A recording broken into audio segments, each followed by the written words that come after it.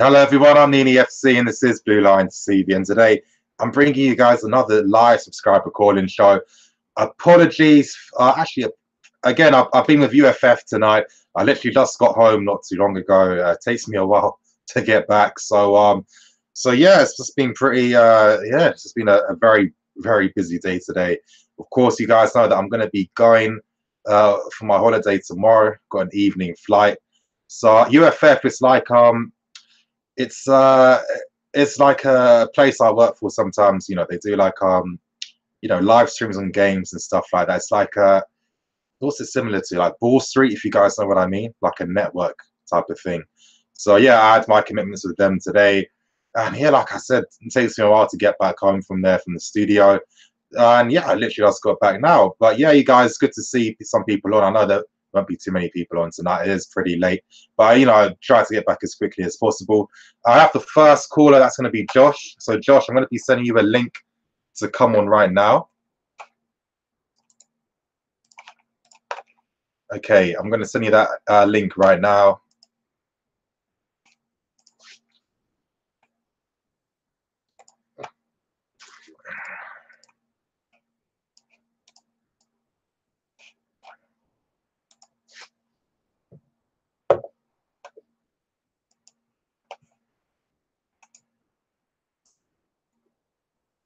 Perfect.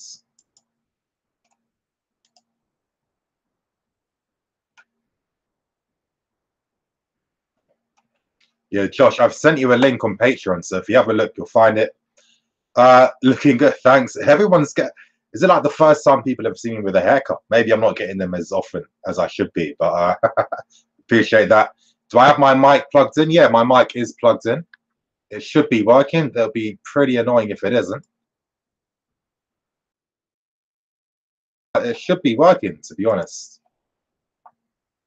Oh, okay. Apologies. Hey everyone, is that, yeah, that should be better now. Sorry about that. But yeah, I've connected to the other microphone. I don't know what happened there. But yeah, Josh, I have sent you a link on Patreon to enter the sub call-in show. So if you're there, obviously just click on the link and it should take you straight to the stream. That fade though, hey, my barber, obviously, you know, he did a good job today. I can't lie, a very good job today. Happy with it. Eden Hazard 10. I was watching your video about Martial. Do you think we can get him?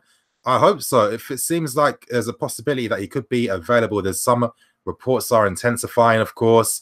So there's a massive possibility that that could be the case. And I think if this guy is available on the market, we have to look at him. Ideally, I'd like to see us using him up front. I wouldn't like to see us using him on the right-hand side. On the left, unfortunately, we've got Eden Hazard there. I think up front, he can make a name for himself in that position. So that should be good. Yeah. Josh Banks, if you go to your Patreon, I've sent you a link there. So if you check your message. Yeah, if you look in your message there, you should there should be a link to it.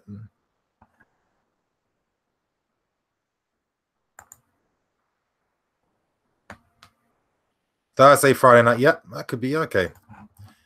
So yeah, I'm just waiting for him to come on.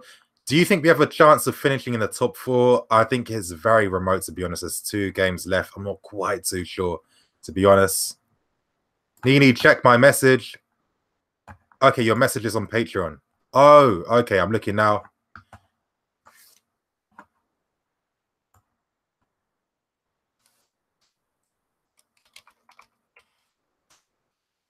Okay. I think there's supposed to be another caller. I'm sending them a link now. Hopefully they can hear me. If not, of course, it is pretty late, you guys. You know, my UFF commitments did come up pretty late today. But yeah, Josh Banks, I have seen your message on Patreon, so that's fine, bro. Okay. Maybe I might even just do like a hybrid. So I'll do like a sub call-in show and I'll do like a Q&A as well.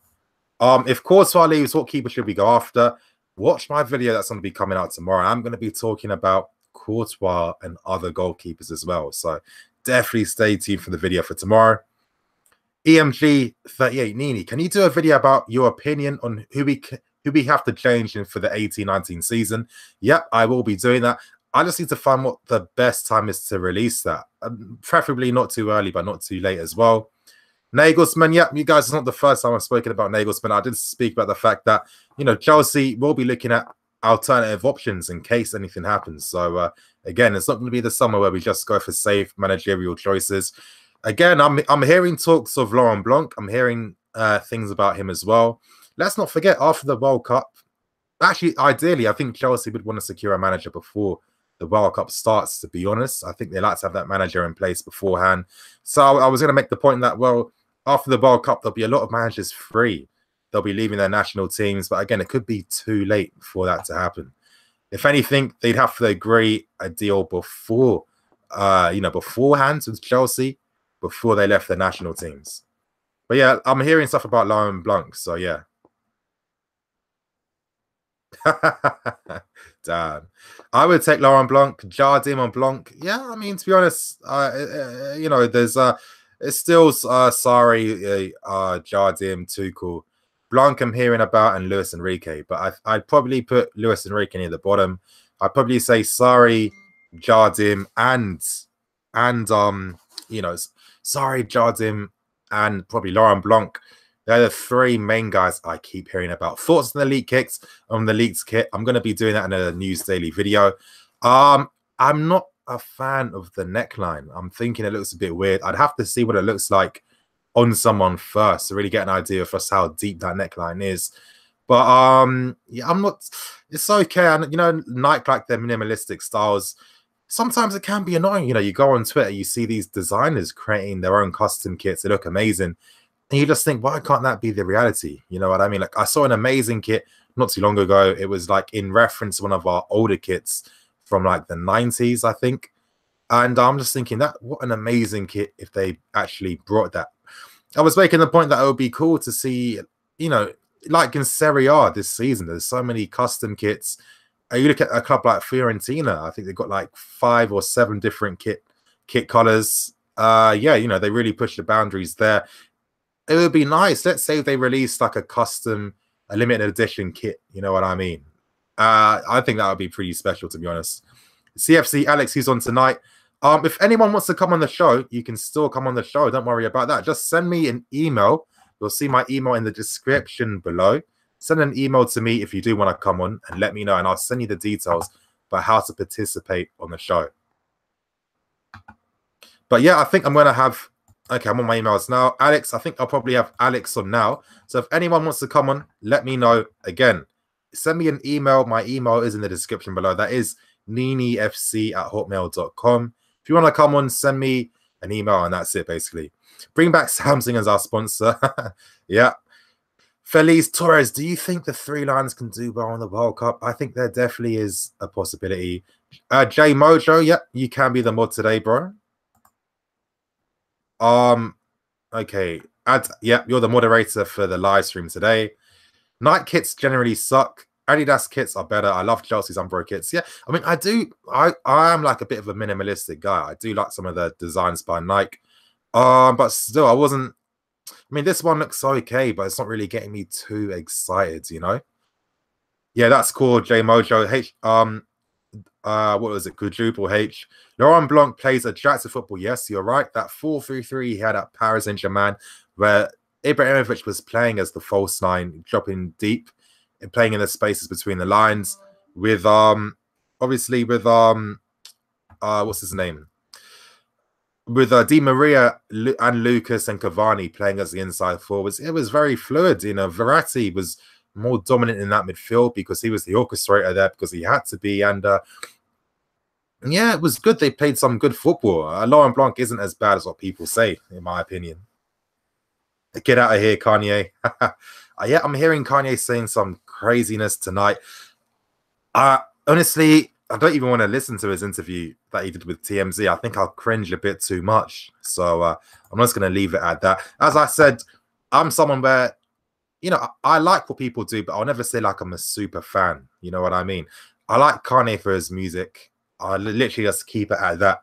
No more, and there's no like further investment. As it's just literally goes. My limit is his music, and that's it. So yeah. But yeah, okay. I've got some emails coming in now. Forward thinking. Okay, you guys, give me a sec.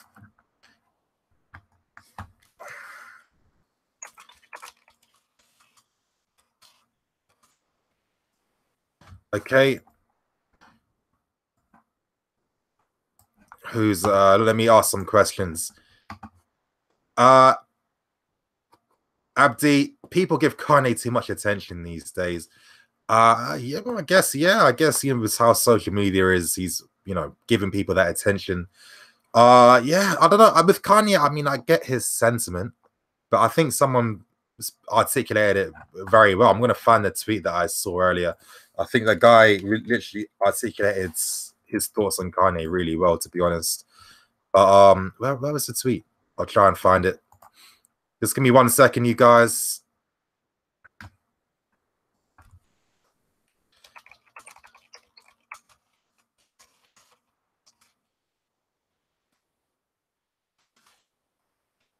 Okay. Just 1 second. Let me just find out what everyone's saying. Okay.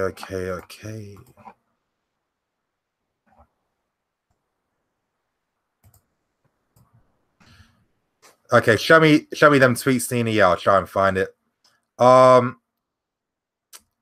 Josh Muller, we should buy John Moss for an FA Cup final. Eden Hazard, 10 NiiNiifc. I would start Hudson-Odoi and Sterling against United. Well, we know that Conte, I mean, that's probably the last thing he'd ever think of doing. I think with Hudson-Odoi, I think we know this guy's ready to play in the Premier League. I'm hearing some thoughts on Twitter today about people talking about him going to a championship team. I'm just thinking, are you not seeing what his counterpart's doing in Germany? What's his name again? The guy that left Man City. How can I forget his name? Sancho, Jadon Sancho. The guy is doing bits already at he's doing bits already at Dortmund. Now Hudson-Odoi is on that level, or even better. We can't be, obviously, we got to respect some of the talent we have. Personally, I think we need to keep him in the team. I don't think a loan move's worth it unless it's something incredible. If it's an incredible loan move opportunity, then yeah. If not, he's not going to learn anything playing at Bristol City for a season. He's not going to learn anything going to Middlesbrough. He's not going to learn anything going to Derby or any championship team. So honestly, for once, we've ruined so many of our top talented players. Let's do the right thing. Keep him with the squad. Let him learn. Give him that game time. He's good enough to play a part when needed. Do it like that.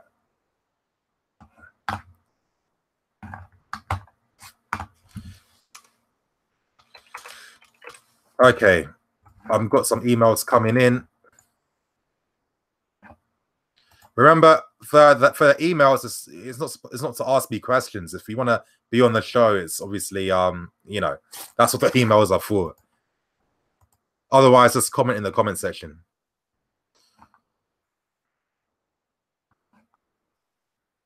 Okay. I'm still waiting for some people to come on. Like I said, if you want to participate on the show, then send an email to me saying you want to enter and I'll give you the details. Thoughts on Real Madrid's UCL hat-trick and if they're the best team of all time? I think the best team of all time is really stretching. I don't think they are. I think that, in particular this season, even though they haven't been at their best in most games, I mean, Juventus' second leg, I think both legs over Bayern Munich when they played Paris Saint-Germain. I mean, yeah, they did. They were better than them. Let's be serious. When Neymar went off, that effectively ruined Paris Saint-Germain's chances. But I mean, yeah, I think definitely this year they really did. They played hard opposition. The champions of France, the champions of Italy, and the champions of Germany. It's not very often you're playing, that amount. Okay, I think I've got someone who's on. Alex, thank you, bro. You're going to be coming on, so don't worry. Dennis, thank you, Dennis. I'm just going to send you the email right now to come on.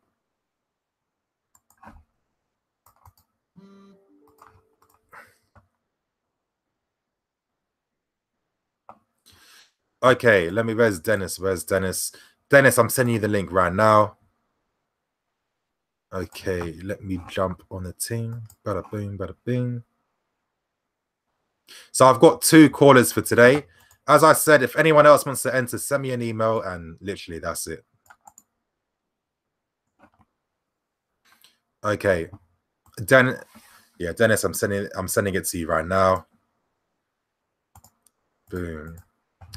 Sending the link.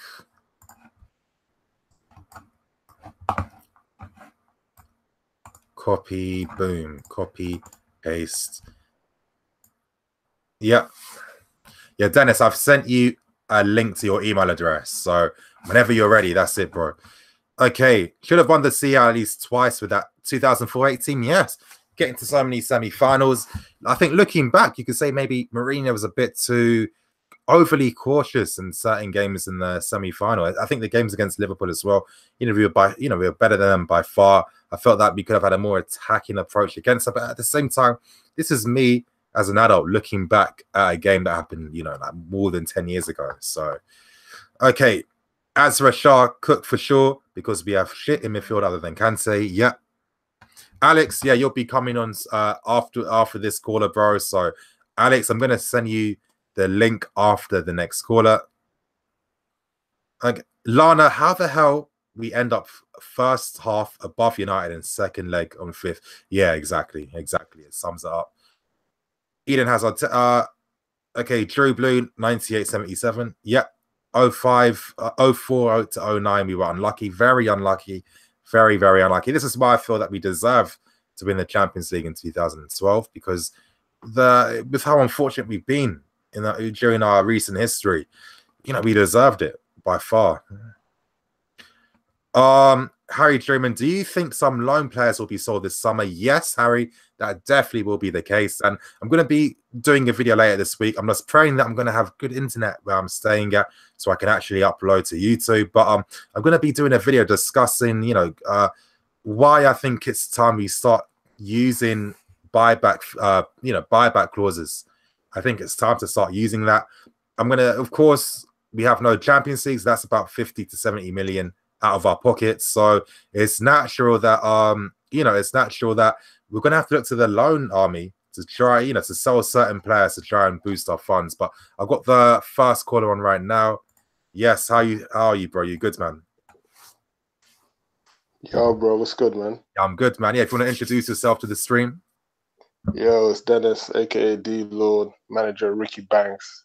Yeah. Your dance EP out now. Exactly. You guys, if you like your rap music, if you don't even know too much about UK rap, honestly, I think Ricky Banks is someone to look at. Like I said, I remember like time ago when you were telling me about him. Like I said, I'll be honest, I wasn't really paying too much attention until I saw a tweet I think a month time ago. Obviously one of his videos was on your Twitter page. I was listening to it and I was vibing. Like, yeah, this is good. This is lit. Like he's good. He's got talent. It's like he's not the same as a lot of these other UK artists as well. So that's what caught my attention straight away, to be honest. So yeah. Yeah, man, I appreciate that, man. I appreciate that, especially the new video that we just put out last week. It's doing well. Yeah, it's called Long Time Sourcing. I think you like that one. Yeah, I think I will. But what do you feel like? You like that one? Yeah. What I feel like discussing? Yeah. Okay. Well, first of all, we'll start off with the FA Cup final. Good. What do you think? What are your predictions? My predictions for the FA Cup final, I think it's going to be a game about, I think whoever scores first is going to have a big advantage. Of course, you're not necessarily going to win it, but I think, with how these managers are, with how, pragmatic they like to approach these styles of games, it is going to be very tight. And it's been a while since there's been like, 2 big teams in an FA Cup final, so it's going to be interesting from that point of view. Of course, Wembley, I reckon Wembley's been amazing. With United as well, they've got Mourinho and he doesn't lose cup finals. So it is going to be difficult. It's not even just the fan in me. I think we do have a chance. I think every time we played against United, they have found it very difficult against us with how, they like to give us the flanks. Even when we lost to them 2-1, like a few months ago, we didn't deserve to lose that game. I thought we were the better team. And they couldn't really cope too much. We were the better team in the first half. I'll say that. Yeah, and then I'll say that. ever since our 4-0 win over United, I would say that United have found a way to kind of nullify us, especially when they put on Herrera, Pogba, and Matic in the middle, whatever. Like, and they just get Herrera to just man mark Hazard. But like, he got sent off in that game, and we won 1-0 when Kante scored that. That goal. Long-range banger. Yeah, exactly. Ever since then, it's been so tight. Like, my honest opinion in terms of the FA Cup final, I have no confidence. I think we're going to lose that. Simply because, one, Conte just doesn't win finals. Doesn't win cups anyway. Doesn't even get to finals. Yeah. It's against Mourinho, and Mourinho's record against everybody this season in like the top teams has been phenomenal. He's literally taken maximum points of everybody.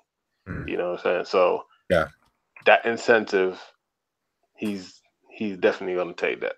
Like, we might start off great. We might start off, but we have this thing where we start off great and then we just sit back in the second half or something. So if we do that against Manchester United, I'm telling you, we're not winning that. This season is a write-off, complete write-off. So if we win the FA Cup, I mean, I'll be so happy, But if I'm being honest with you, I don't think we're winning it personally.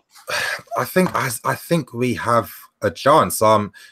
Again, I think our recent history against the United under Conte, we have had a lot more favourable results against them compared to what United have had against us, even in terms of the performances. I think other than that second half in the game like a few months ago, whenever United really played, I know, how can I forget the game last season where they beat us as well?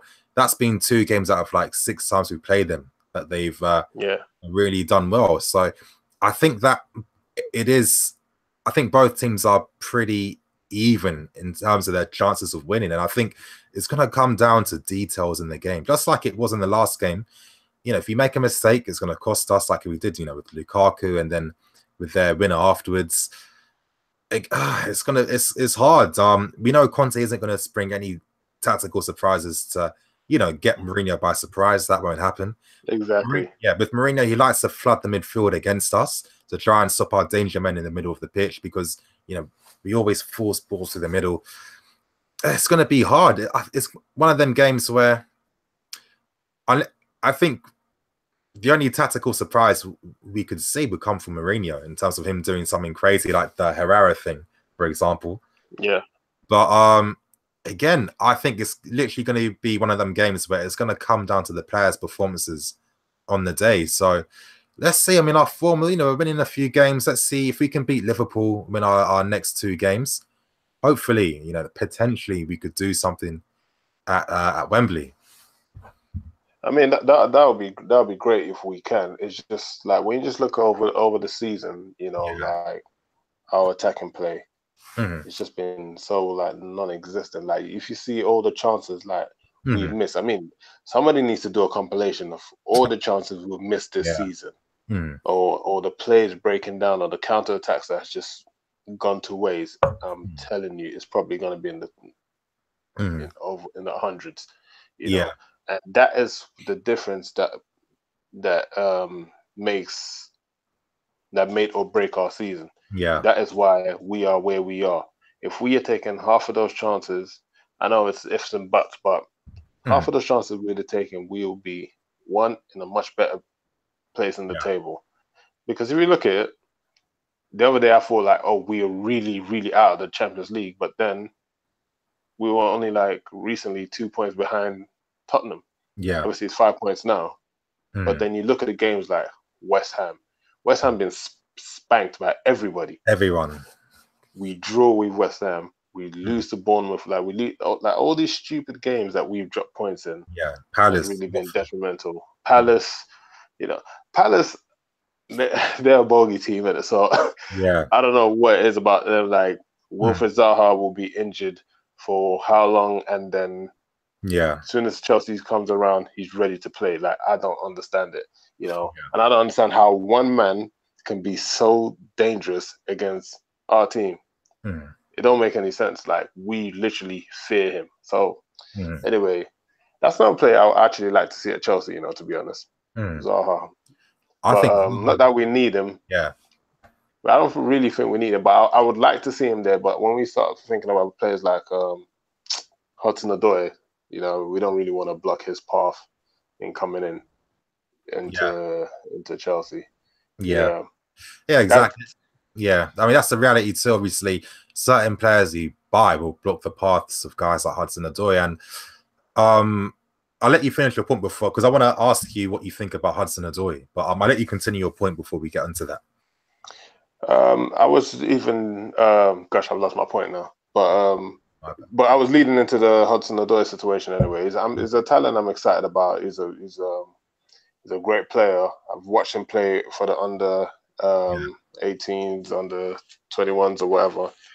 But my thing, it always goes back to this, where I've stopped myself getting excited about talented players because I can go back to Gael Kakuta when I first saw this guy play, and I thought, wow, this guy needs to be in the first team, or he needs to be in the squad.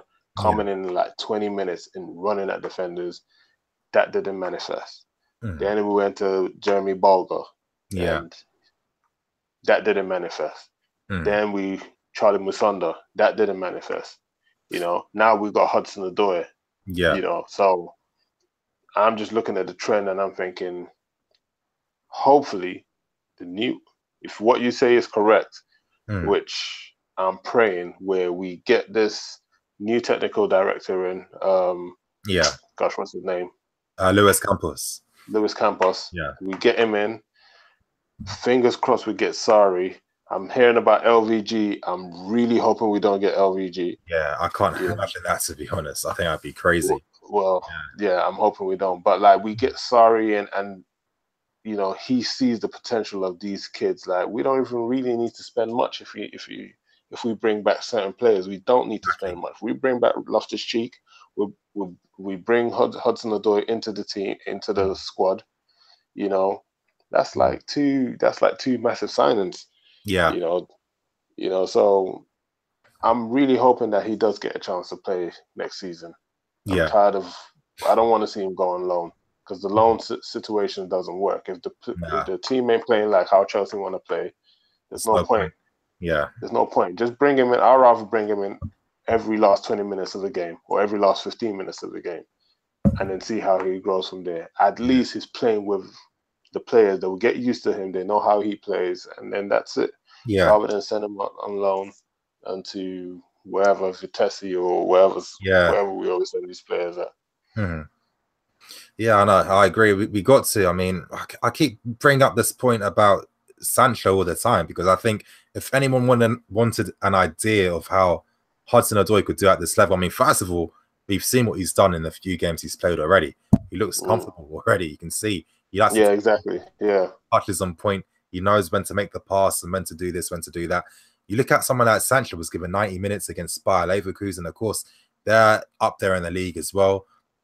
A goal and 2 assists, and just watching his performance, the skills that were coming out, the showboating, and you can tell, wow, this is an environment where they don't want you to just do the bare minimum, do the basics. You know what I mean? They don't want you to play with fear. They want you to play. They want you to be a footballer. They want you to show what you can do, express yourself.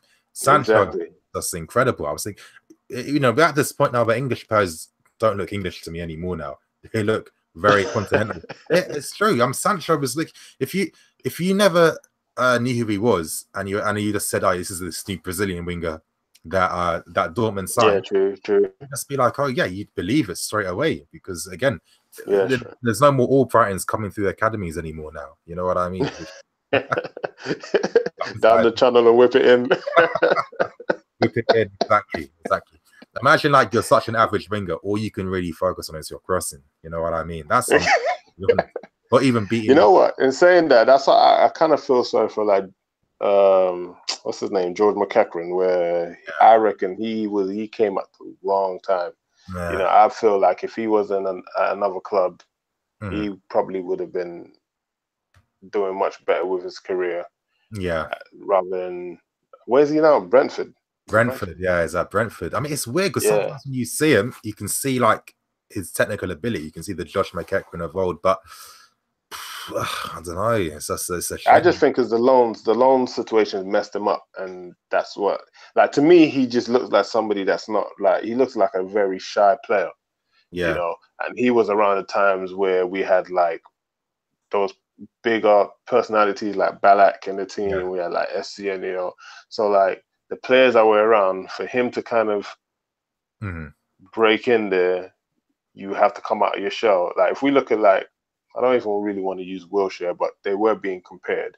You know, you can see Wilshere had this tenacity about him. Like he wasn't phased by whoever was around him. Like he will get like he will get stuck in. Like he's a skillful player. He's very technical, and he can get stuck in. Like I felt like McCracken was just too. He just wanted to let his football do the talking. But I think for a team like Chelsea, you need that personality as well. Here's the thing though, like I get what you were saying, but I think you're talking about Josh McEachran with how he is now. I remember when this guy was 17, when he was first playing, he was going in for tackles, he was commanding the ball, people were passing it to him, he was dictating the stuff.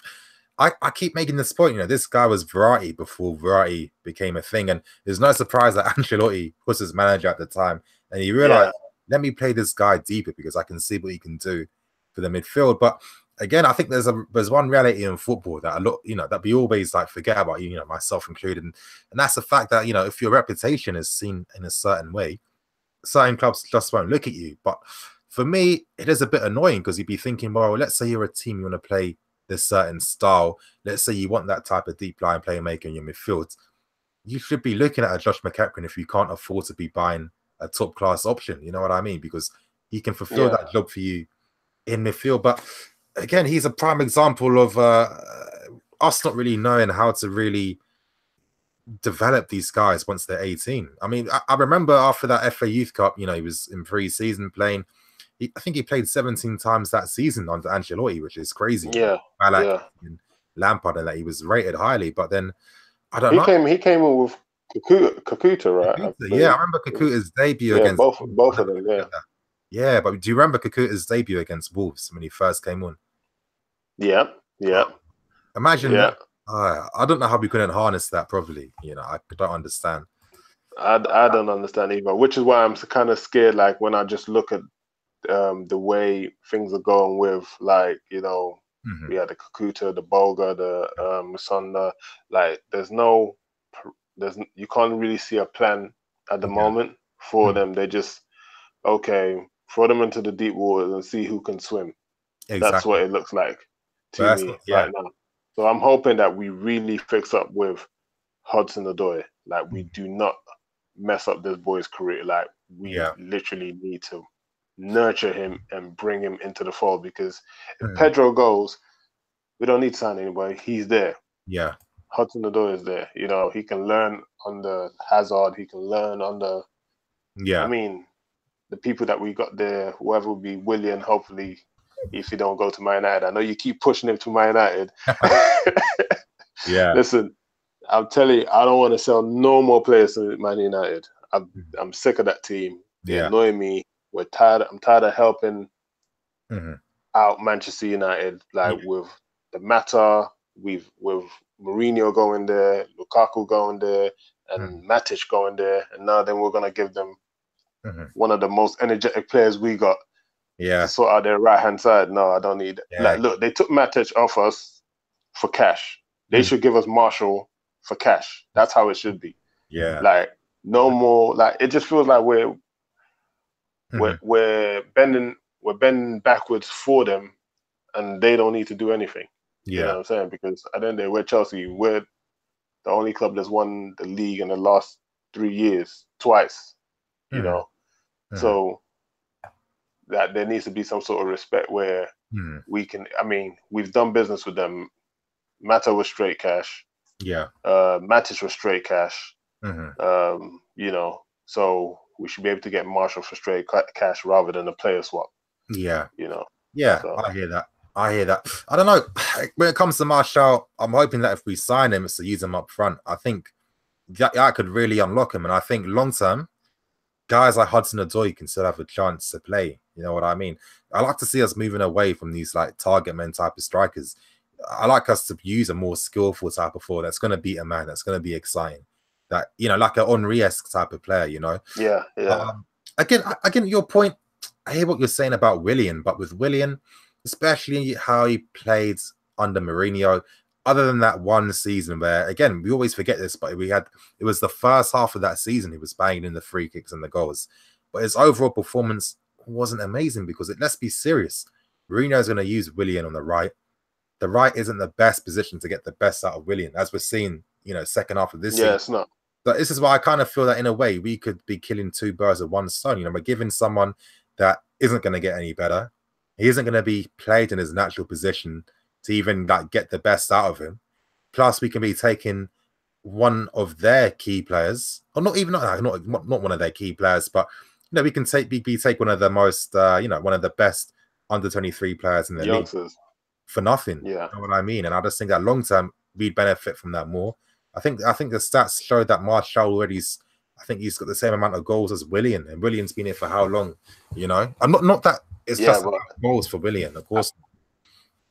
I totally understand that in terms of like if we look at Willian has been playing a lot of the times out wide right, and that's not his best position. I'm quite surprised that I would have taken a risk. I don't know why Conte hasn't even tried that, because obviously we know our football is a bit rigid.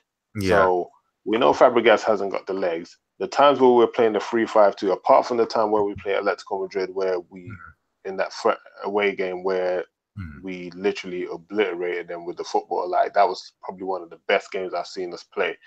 Apart from that time, I would have tried, if we were going to persevere with a 3-5-2, I don't know why we didn't play Willian in central midfield in the midst of maybe Kante and Bakayoko. You know, because I think that we would have got a better drive through the middle, because I feel that's Willian's best position when he's running through the middle, you know, pushing the team forward. I think we would have, and we can have like maybe Morata, Hazard behind Morata, Willian, Bakayoko, Kante. I reckon we would have got a lot. I reckon we would have got some points, because then at least we get Willian in the middle where he can actually take a shot. Exactly. You know. Yeah, exactly. I mean, again, it just brings up all the points about how we just misuse so many of our players, don't use them in their best positions or even use them properly. I mean, you know, signing Morata to use him as a target man, and then you know, we're using Willian out of position. You know, using guys like Kennedy as left backs, using Rupert out of position. Yeah, it's just like forgot about Kennedy. Yeah, I know. I mean, Kennedy, I'm seeing this guy more and more. As I keep saying, CFC videos, he has all the individual player highlights of all these guys out on loan. If you, of course, you can't watch the game, but then it's just like, what's the point of watching it when you can just see every touch? Exactly. When you watch him, I mean, he's strong. He's 6 foot something. His shot's ridiculous. Flip flap king. We just need to play him on the right hand side. He should have been playing on the right hand side. Like, it should be Kennedy, Morata, Hazard on the on the left. I think we would have got.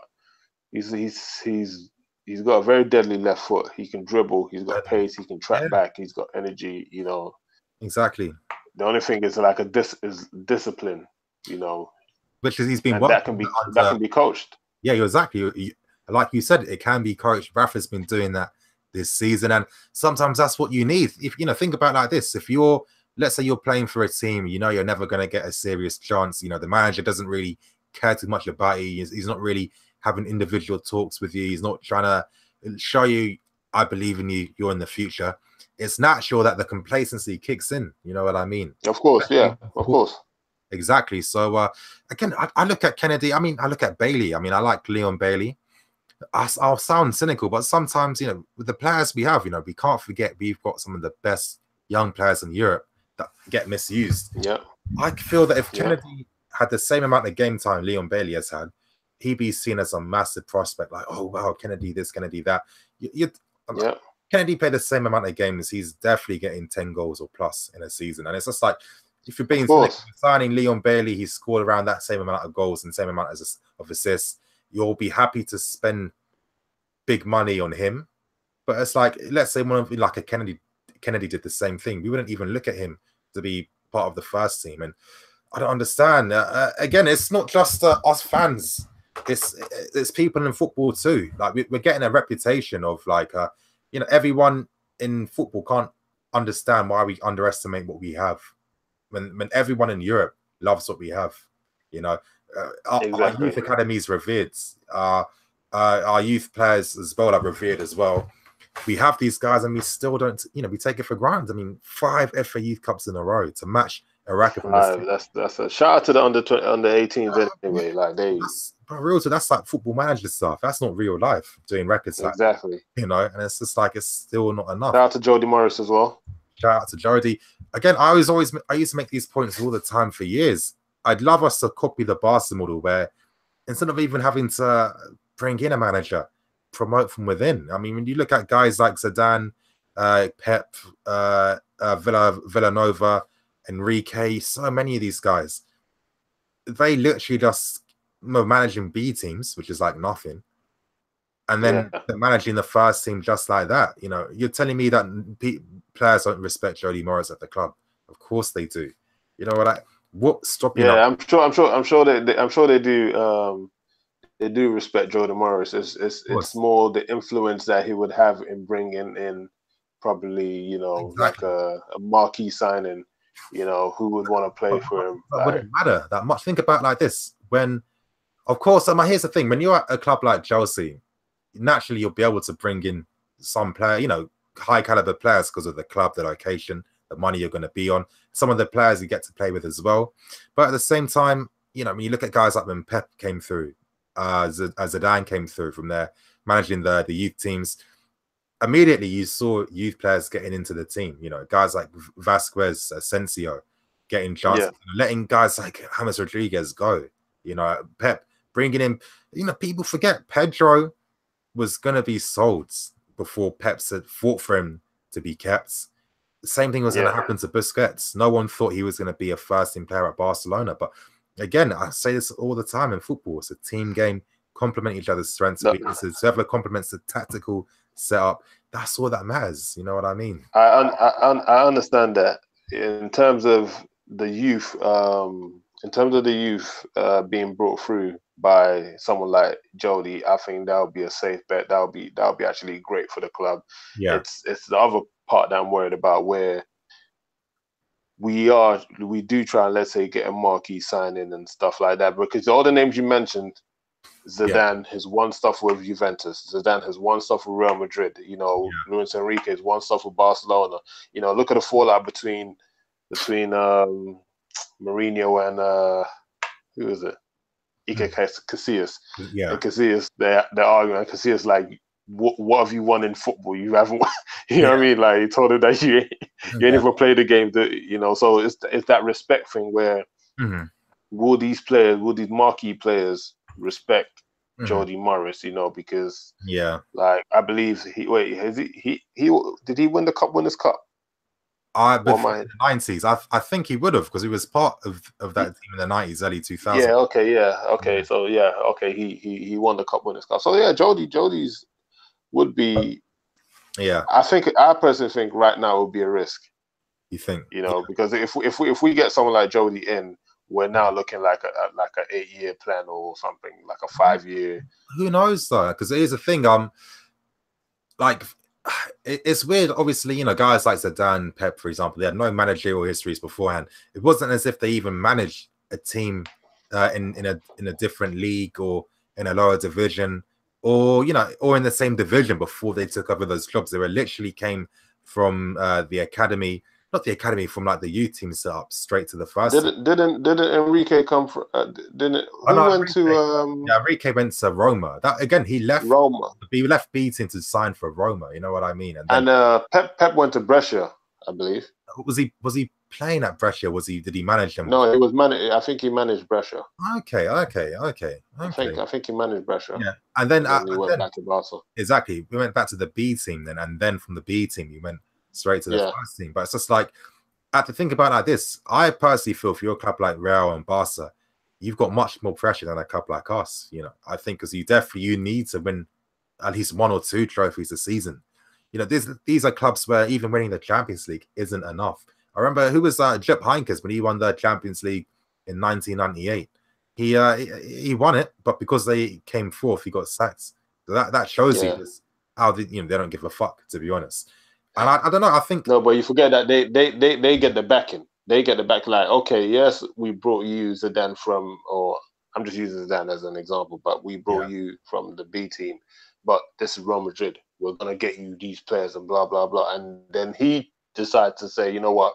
I'm not gonna play James Rodriguez. I'm gonna play Asensio instead. I'm gonna play this person instead. You know, but the backing is there.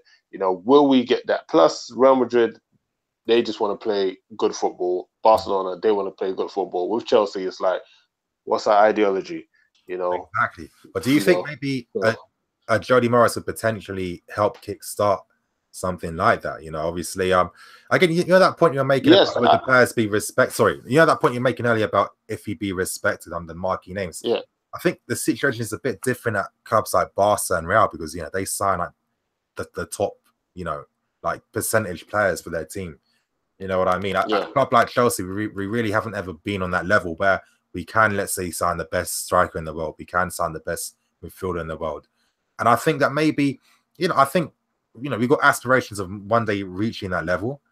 But again, it's going to be a project for us to get to that point. It's not going to happen in a year or two. I think maybe Morris could make sense. It's costing no money.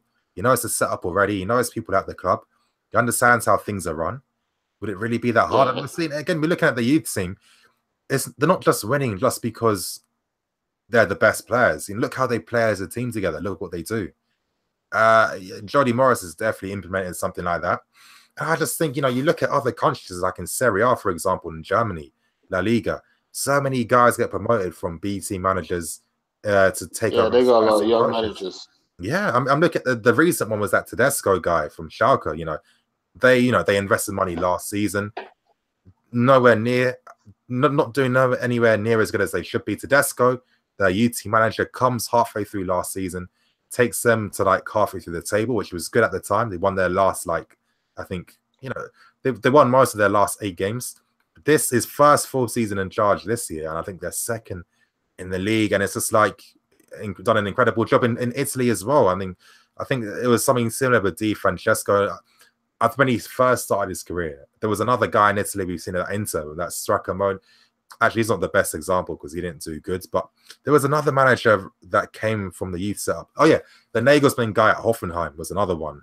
There's been so many examples of this happening, and it's just like, to me, is it really a surprise that guys that already know the setup of a club, how things are run, they know what's expected of them, they know the players already, is it really a surprise that they end up doing really well when they're given that opportunity? And I'm just thinking, with Chelsea, if you just disregard the first team, we think outside of the box for everything in terms of how, to get deals, how to run certain factors within the club as well. But when it comes to the first team, everyone gets scared. No one wants to take risks. No one wants to take, do something different. What would be the risk in Jody Morris being the manager? What guys like? I think the risk we're looking at is in Spain. You have like 2 teams that win the league. You have either it's Real Madrid or Barca. Okay, Atletico is kind of trying to break that mold, coming in, and then in Germany, Bayern is winning every year. Yeah. So Dortmund at one point were threatening, but apart from Dortmund, if it's not Bayern, it's Dortmund. If it's not Dortmund, it's nobody else. So I believe in those leagues, it's easier, or I wouldn't say easier, but it's more. There's more leeway in giving, taking a risk and saying, you know what, while Bayern Munich will always win the league or whatever, we have a chance to.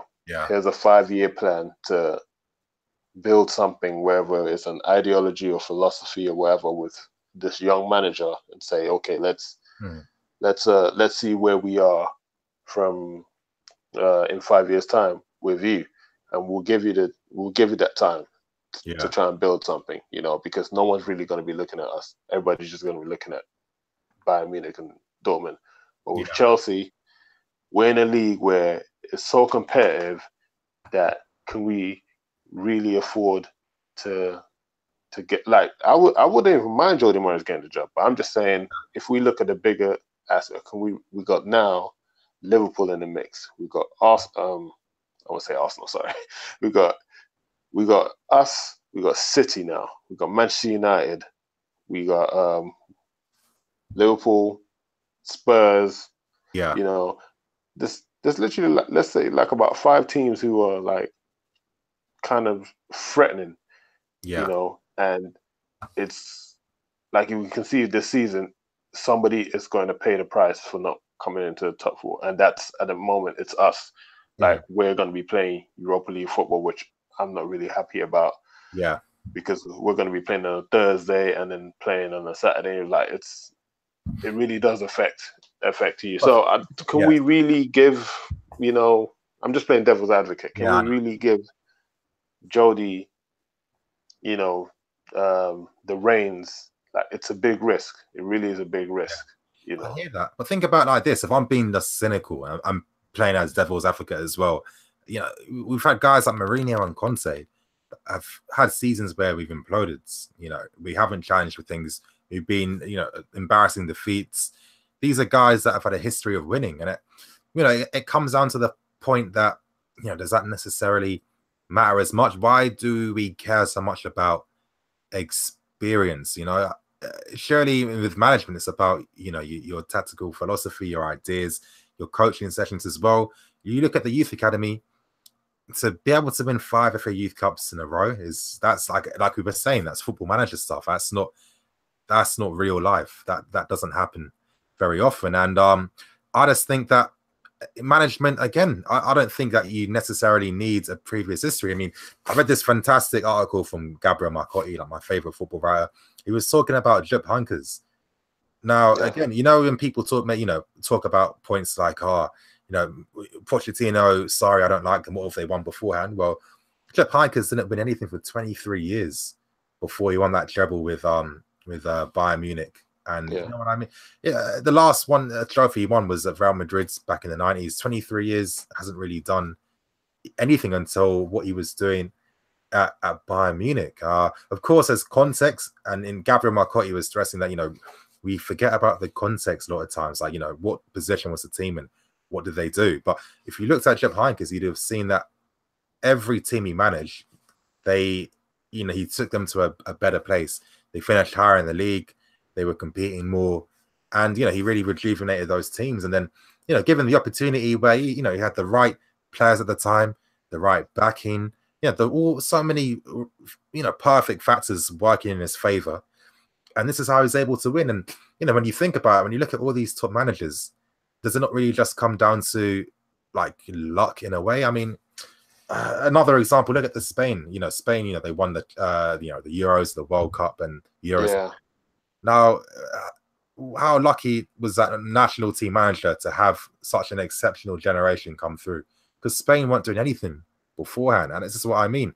When we look at a lot of manager successes, we don't really look at the factors involved and how they were able to get that success. I mean, Gab was making an amazing point. He said basically, Mourinho's career could have been different. Let's say that game against United where, let's say the keeper makes a save and then I think one player doesn't give away a foul. United would have won that game because Porto scored right at the end to win on away goals. Yeah. Now, here's the thing. Imagine if Mourinho didn't win the Champions League, didn't get that reputation.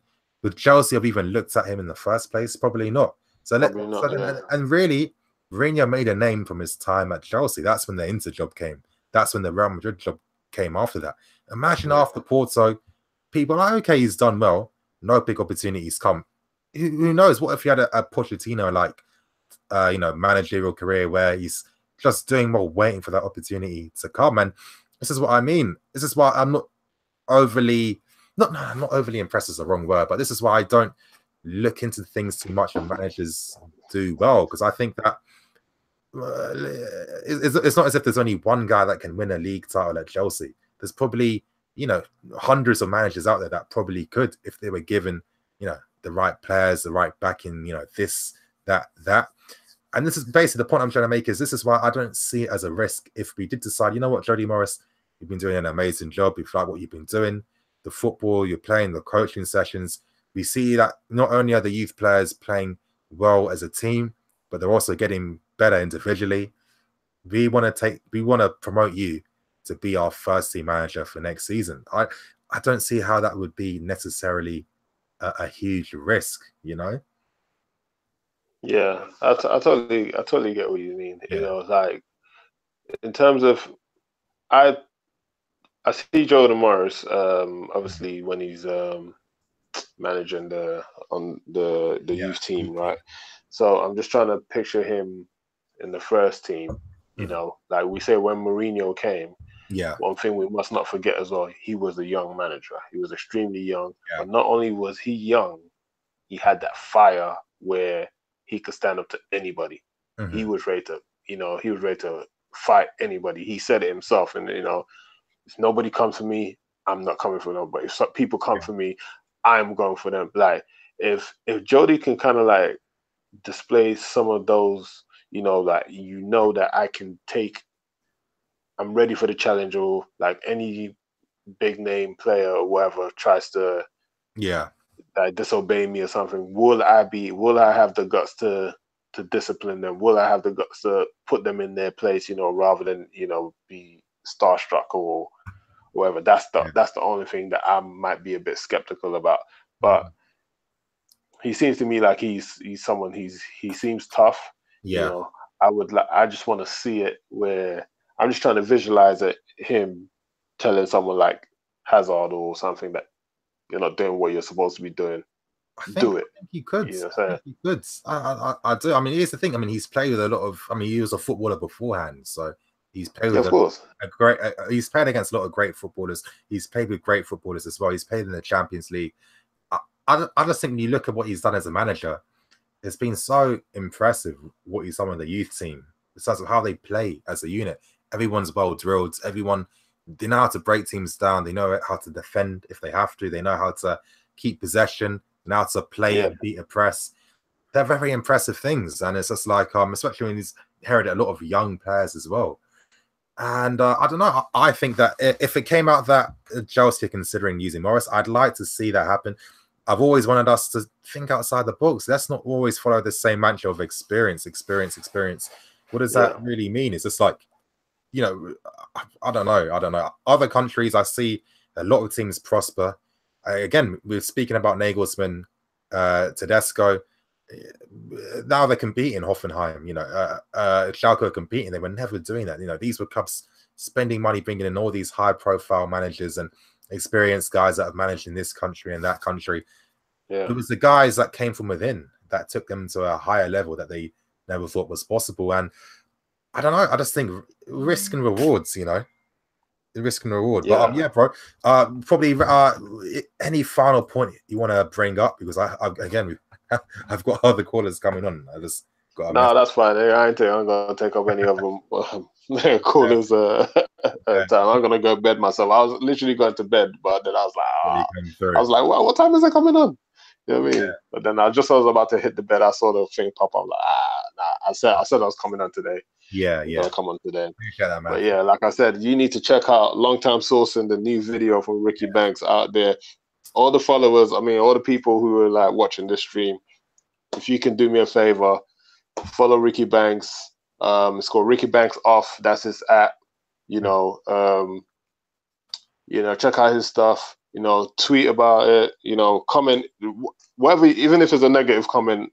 If you don't like it, say it. We don't constructive criticism, don't mind. But if you like it, leave a comment. If you don't like it, leave a comment. Just tell us what you don't like. Tell us what you like. Just, you know what I mean? Like, he's putting out good music. Just want you guys to hear it and just spread the word. I'm going to put his Twitter account in the chat right now. So if you guys want to check him out, he's going to be there right now. And I'm going to put a link to one of the music videos there now. If you want to have a look, obviously, support him, check him out, see what he's about. If you're new to UK music, obviously, it'd be a good introduction to understand what the scene's saying and how everything is. And yeah, you guys, it's definitely a vibe. It's definitely a wave. So you'll definitely, I think you'll like it, to be honest. If I like it, then You know, I think I got good taste, to be honest. Yeah, of course, man. Yeah. That's what Nini, I was saying. You should drop me your thing in the on Twitter and the Twitter inbox, yeah. And I'll send you more of this. I'll send you more stuff. You know what I mean? Yeah. Okay. But yeah, man. Have a safe flight. Have a safe flight to where you got, Malaysia or something? Yeah, flying with Malaysian Airlines. I'm a risk taker. What can I say? So. Wow, Malaysia. Wow. You know how I see it, yeah. Was the deal that good? Trust me, it was like good, and I see it like this.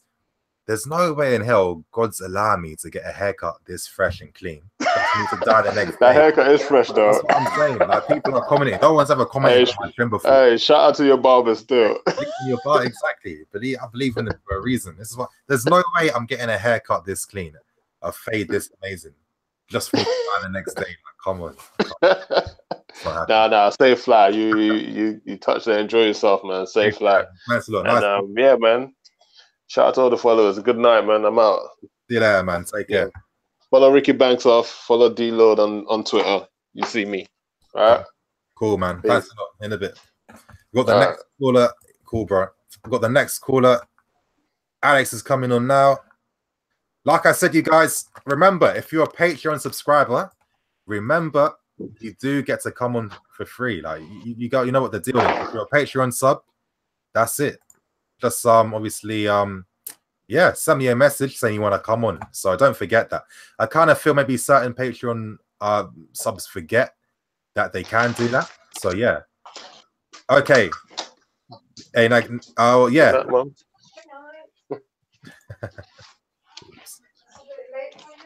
Yeah, no. Yeah, let me eject my brother so he's not gonna bait him out. But yeah, like I'm saying, yeah, you got it sorted. Send me an email, bro. You got it sorted. And yeah, bro, you need to let me know how I can pronounce your name properly. It's getting awkward. Like Caniso. That's Caniso, isn't it? Caniso. That's it. Yeah. Yeah, basically, Patreon's easy. If you go to the description, there'll be a link that will take you straight there. So that's literally it, bro. Go to the description. Alex, if you can hear me, I've sent you a link on you know, over your email. So obviously, yeah, click on that. You guys, give me 1 second. I need to use the toilet really quickly. So give me a second.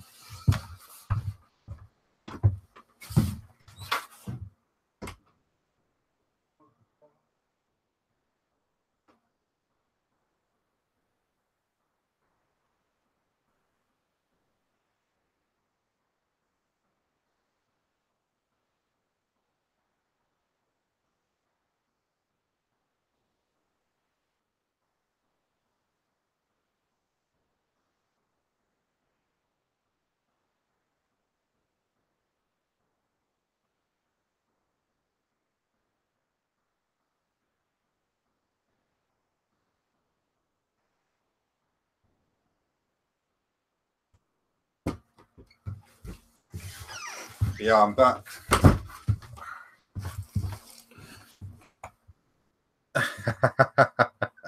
Hey, you guys, be nice. But Alex, if you can hear me, I've sent you a link. Like I said, if anyone else wants to join, description below, send me an email. I'm waiting for 2 other callers. George is going to come on later, and Josh Banks is going to come on later as well. Hello, NiiNiifc. Hey, Alex. Hey, man, you good? You want to say hi to Yeah, I'm good. How are you? I'm good. Just it's been a long day. That's it. Yeah. That's it, basically. Yeah. Yeah, I mean, I'm a bit surprised that, because the thing is, you did say it was going to be on, I was expecting it to be on around 10:30, and I was just about to go to sleep or maybe like watch a bit of a movie. Yeah. And then I see popping up, 4 minutes, guys, then afterwards my live stream is going to come on, so I'm like, okay, I better watch this. I want to see NiiNiifc's live stream. Yeah, I appreciate that, man. Thanks a lot, bro. And yeah, what do you want to speak about today? Okay, remind me the name of the other guy, the other caller. D-Lords. Okay, D-Lords. Yeah. Tell you about what he said about Jody Morris, I completely agree with what he said. But there's one thing I want to add to that comment. I think the main concern that we have is, if we bring in Jody Morris, yes, he can turn into that Zidane that we know at Real Madrid, or that Pep Guardiola that we knew at Barcelona. But there's a chance that we can turn it to Tottenham. What do you mean by where that? basically, in the sense that we don't really get any trophies for 5 years because we're just gradually growing and growing and growing. And we're not seen as much as a competition or as a threat. And for I think for a lot of fans, it might not be great. And for the board themselves who rely on success. I don't know, though. I don't think that's down to the manager. I think if you look at the structure of our club, I mean, our academy, much better than Spurs. Our financial resources, our wage budget is on a different level to Tottenham. Some of the players we have are much better than what Tottenham have. Our clout as a club, you know, let's say there's one player on the market, you have to pick between Spurs and Chelsea. I mean, we've seen already people reject Spurs. Oscar and Willian rejected them outright. William, we know that famous song, obviously, 11th. Yeah, of course. Once we made that bid, rejected them straight away to sign for us. So that's what I mean. I think it's again, I'm always stressing context. I think that's that's like a word that people have forgotten in, you know, in the modern era. The context at Spurs is different, you know, not much money, smaller wage budget. I mean, you know, they're not, it looks like Dembele and Alderweireld are potentially leaving end of this season. I mean, what kind of club that's got aspirations of trying to win a league title are going to let two of the most important players leave because they don't want to, you know, pay Alderweireld 150k a week? You know, yeah, but likewise, we could say the same thing about us, about Courtois and Hazard. No, that's different because, again, Is it really? Hazard, yeah, it is, because it's not as if, you know, it's not come down to Hazard wants 300k, we're only offering 200k. It's not come down to that. It's come down to the fact that, yeah, we've offered the money for both those guys. They haven't accepted terms yet because they don't want to. We've already offered the Hazard the 300k multiple times. This is the context I'm trying to stress, you know. Yeah, but I understand. I think, of course, maybe there's a slight difference in terms of where for Hazard and Courtois, they want to be seen as world class. They want to go to a better club. But for Toby and Dembele, it's kind of the same thing, you know? So I think in that type of context, there is some similarities. What do you mean in terms of... well, I mean, to me, I think Courtois and Hazard might be thinking at this stage, you know, is this really how we're going to live our legacy? You know, being at Chelsea where we're sometimes going up, sometimes going down, you know, things are not going so well, and they haven't been for the last couple of years. Yeah. You know, there's Real Madrid that's calling, am I really going to refuse them and stay at Chelsea? Yeah, exactly. But here's the thing, regardless, it's like, even if they did go, we wouldn't just fall out of the top four, or we wouldn't stop being a team that would compete for trophies. I mean, we'd still be able to. I mean, we'd have more money to sign a potential replacement for those guys. It's like Spurs, you know, once Bale, Modric left, who could they really replace them with?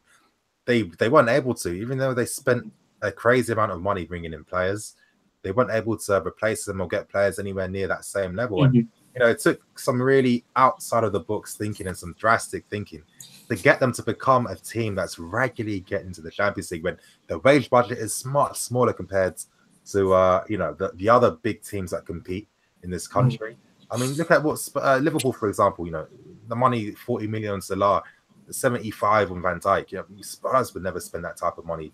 75 million on a defender, and the money he's probably on.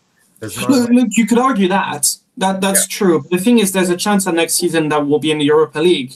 And with all these reports coming out that next season Roman will basically allow a lower spending budget. And, you know, if there's a new manager, that's going to be a problem for him. Yeah. I don't know. What is it? Again, with that story you're referring to, that came down to the point, obviously, Champions League potentially missed out on 50 to 70 million. I don't think it's going to be as bad as last time because we can look to the loan army to try and potentially, you know, subsidize some of that loss, which I think makes a lot of sense. And, you know, it's not as if we need to buy 8 players, you know. I think what I'm hoping the club are going to do is that they're going to play the long game. You know, we're not a team that, you know, too often we think we can just, you know, next year we only need a year out and we can compete again. It's not working. It's not sustainable. Yeah, we might win something, but then we'll have seasons like this. And it's just like we've had 2 awful seasons in the space of 3 years, which is crazy. And naturally, you're going to push, you know, guys like Hazard away. if that continues. But that, again, we will get back to that point of Jody Morris. It would be a similar situation to Spurs.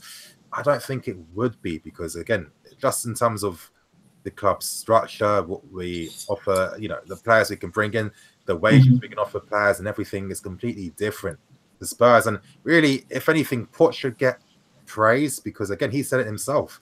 Spurs are actually 4 years ahead of their development right now, because again, they consistently get in the Champions League now, and you know, they give a good account of themselves as well in the league.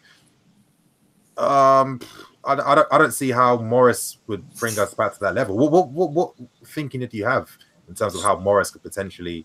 I mean, I think Morris has the opportunity to do so. It's just that I'm worried that it might not work out for him. You know, we've had many times where, you know, managers of that we expected of to actually succeed and thrive at Chelsea have not. And for Morris, I think there is the opportunity there, but I think he needs to change his. I mean, I don't really know much about him, so I might say something completely ludicrous here, but I think he needs to turn into that Mourinho personality where, you know, I've succeeded as a player, I'm trying to succeed as a manager, and you know, that mentality, that young Mourinho mentality, that energetic mentality. And if we see that in Jody Morris, and he convinces the board in that sort of style, then I think we could see him as our potential next Chelsea manager. Yeah. I mean, again, for me, when it comes to managers, the main thing I look at is, you know, how do they get the team to play? What's their tactical setup? How do they like to play? And then even when it comes to coaching, is it that important? Because these guys have individual coaches that focus on specific things, training, you know, managers, and it's not even the same. But I mean, with Jody Morris, at least we know that his training sessions obviously seem to be very good, because the way that we develop so many amazing players is, you know, is ridiculous. I think, remember those years back when the Boga, Ruben, Christensen generation was coming through? At the time, I don't think any of us would have thought that we'd be winning, you know, another 4 FA Youth Cups straight after that. A lot of us are probably thinking, well, you know, what other better players are going to come through? Then, you know, guys like Mason Mount popped up, Hudson-Odoi popped up, Dujon Sterling, Reece James. I mean, you know, we can go on. And there's still more guys in the under-16s as well that are coming through. You know, it's going to be exciting. You know, we signed this Dutch guy, Braff. We've got the Austrian guy, Tierno Ballo, coming through. Obviously, they're signing Redan, that Billy Gilmore. Again, and it's just like, we can't just be doing things that are amazing at that level and then not trying to translate that to the first team. And I'm thinking, we need that type of manager that can translate that type of success to the first team level.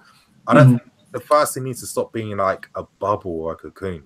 You know what I mean? Where it's just like the club think that, oh, because it's so good that we can't treat it the same way. I mean, football's very simple. It's not as complicated to make it. Completely understood. I was not trying to mean that at all. What I was just trying to say is, if you could add that to his game, it might allow him to get into that first team and be that manager. Again, I get a little. I mean, we'll see how it goes. We'll see what our next manager is. Who knows? Actually, it could be that Roman decides, you know what? We've had too many managers, too many top-level managers. Let's just go with Jody Morris. Exactly. Who knows? You can go something crazy like that. Yeah, you're right. And in a way, it's kind of like human nature in a way, you know. Like, let's say if countries are going to get into war, you know, they don't act diplomatically. They don't try and talk it through.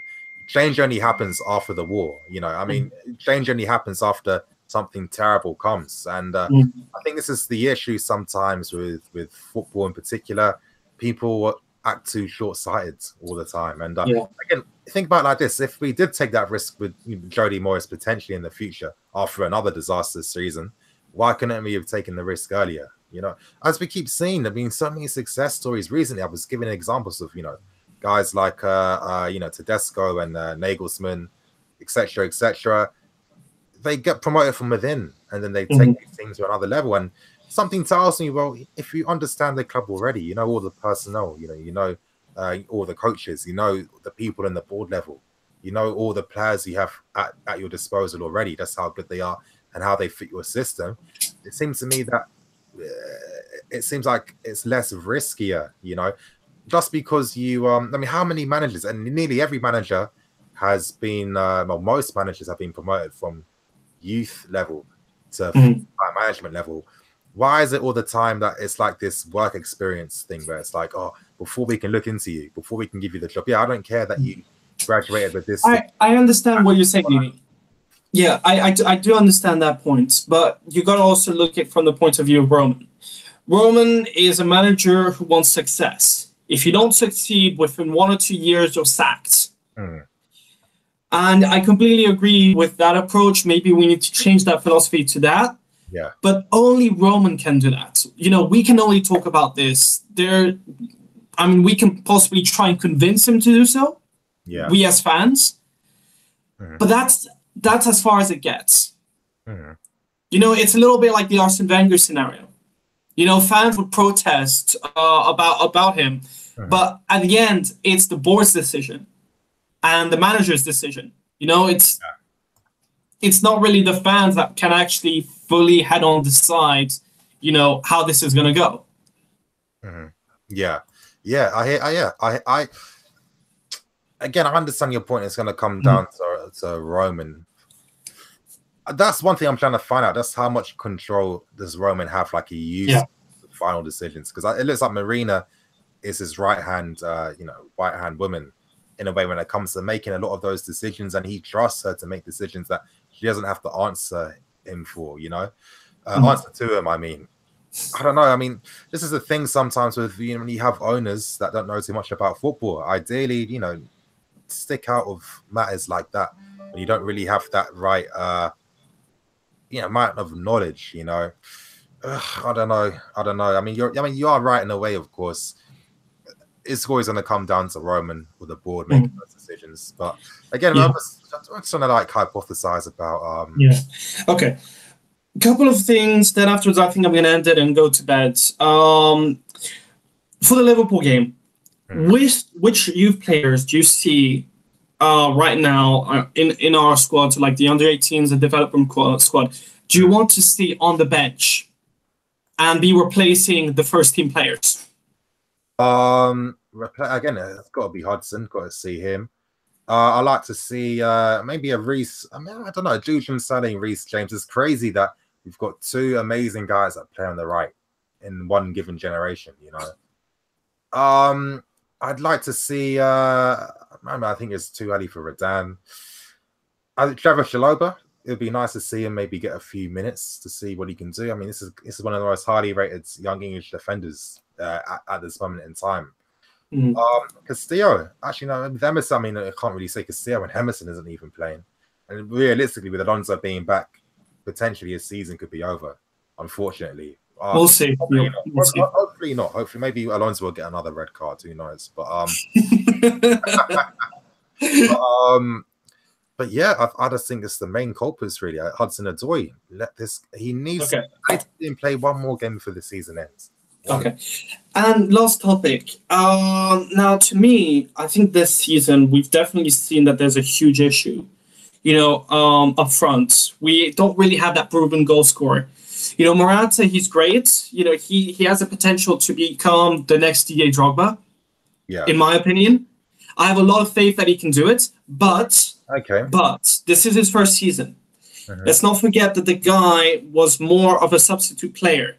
And I remember that article from MFN, Monday Night Football Extra. Yeah. And they basically, was back in January or something, and they were saying that basically the average sprints that he does per 90 minutes gradually declines over time. In the game against Stoke at the beginning of the season, thereabouts, he was at roughly 59 sprints per game.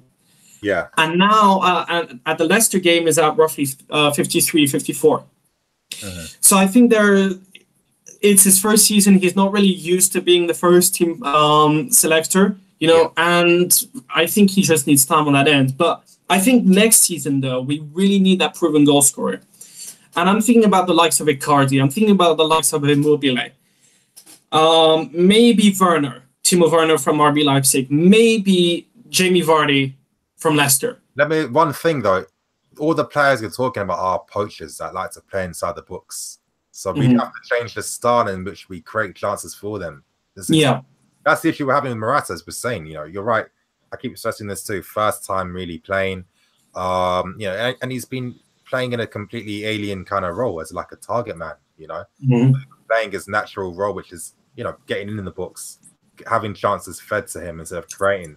You know, so yeah, that's one thing to think about when you're speaking about those types of strikers. Yeah, and to me, Martial, I mean, look, I do understand if you want basically Chelsea to sign it, but to me, he's not really that type of striker that we need. He's more of an inside forward. Yeah, he's the type of player who likes to dribble. You know, he likes to you know, cut inside. And for me, being on that left wing forward position or that right wing forward position would be really best for him. But yeah, I mean, from here, I guess I'm going to head off because I need to go to sleep. But it's been nice talking to you. Yeah. I'm going to let other people talk if they want to. But yeah, it's been nice talking to you, and I will catch you later. Yeah, of course. Let me know next time when you want to come on, and that's it, bro. All right. Thanks, man. See you later. See ya. Take care. Okay, I got another. I'm waiting for the next guest to come on. You guys might know of him, Daniel Tillett from, you know, of course, you can't forget the podcast. I've sent him a link. Obviously, the podcast is Talking Tactics. Literally slipped my mind for a second. Daniel Tillett from Talking Tactics will be coming on to, you know, so we can discuss some Chelsea, talk some Chelsea. So just waiting for my guy to come on. I'm gonna send him another video. Daniel Tillett from Talking Tactics. What up, NiiNiifc? Oh, thank you, good man. Some Chelsea, talk some Chelsea. So hey, you need to turn your. I think you've got your sound on the back there. You kind of echo it. All right. What up, NiiNiifc? Yeah, the echo is kind of crazy right now. I think you've got your sound on the back there. Yeah, hello. I think that should be. All right, he's just going to sort out his audio. He should be on any second. You guys, as I'm saying, if you're a Patreon sub, let me know now if you want to come on. So obviously I can put you on the show. If you do want to enter the show, send me an email. It's a $5 to come on the show. You can either become a Patreon sub or send a PayPal. The links are in the description below. Like I said, if you want to come on, you got the opportunity to do that.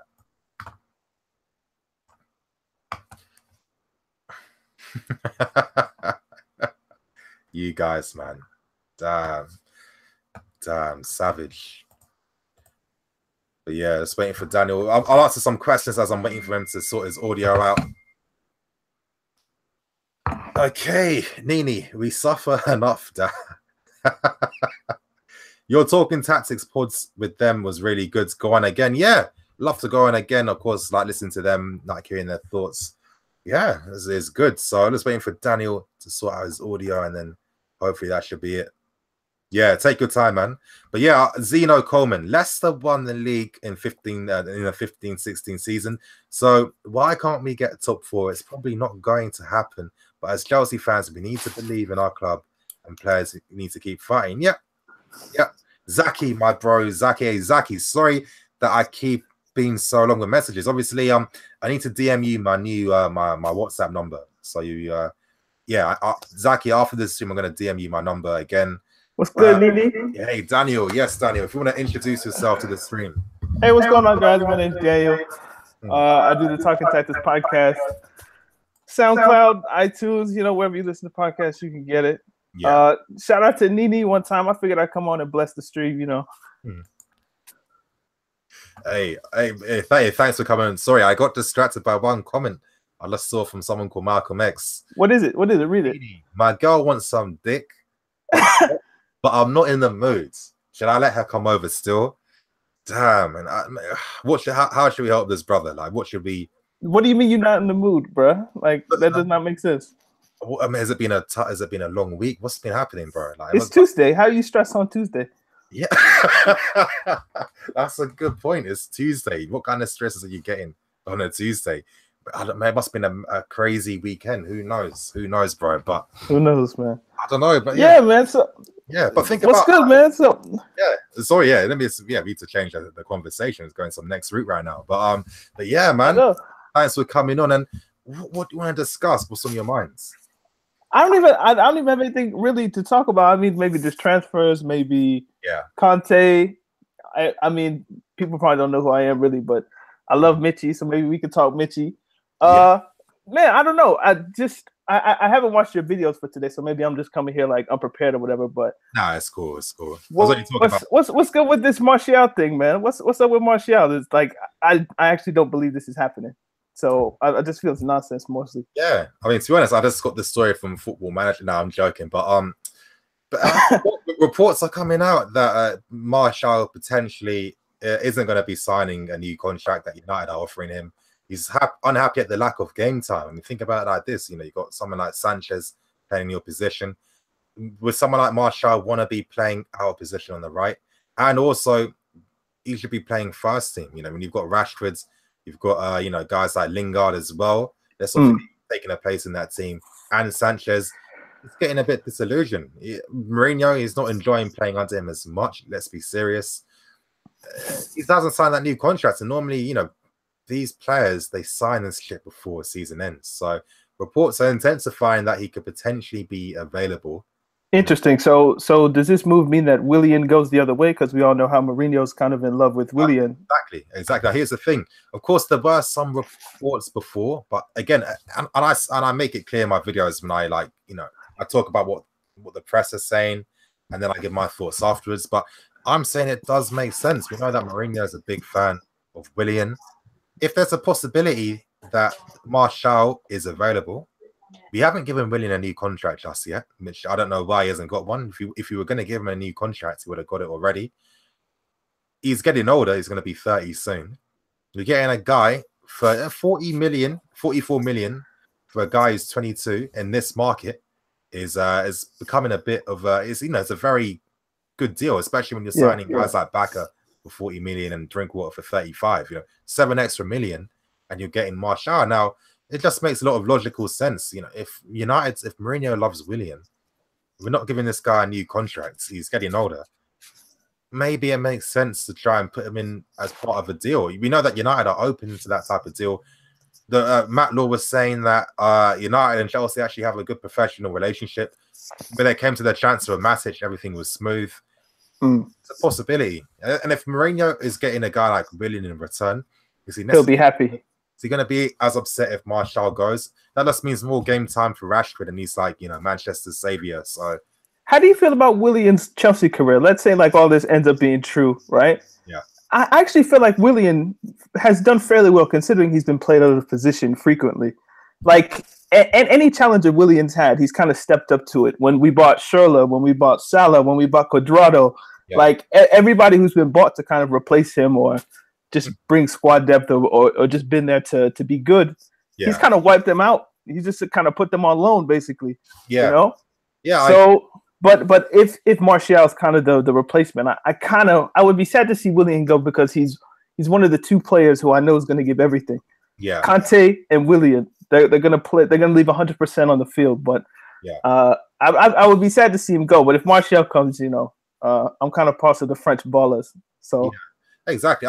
Again, when I was making this point in my video, I think sometimes you have to leave sentiment to the side at times, especially when it's like unique opportunities in the market, like Martial being available.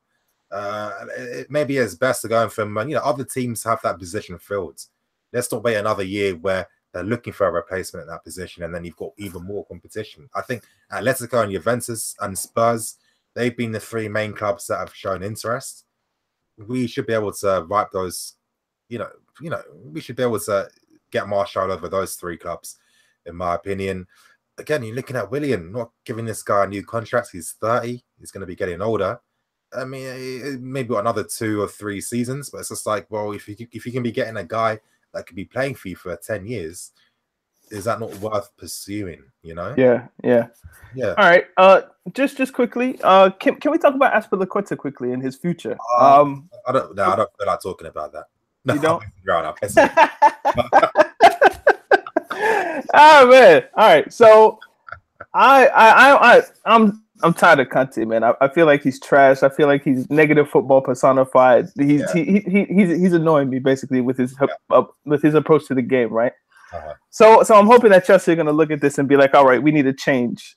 It's very weird that Jose Mourinho was in charge, and normally what we see in football is an offensive manager comes in, does well, then regresses, and then you come in with a defensive manager, and then the defensive manager does well, he regresses, and then you come in with an offensive manager. The fact that Chelsea went from Mourinho to Conte is fairly odd, considering they're kind of the same.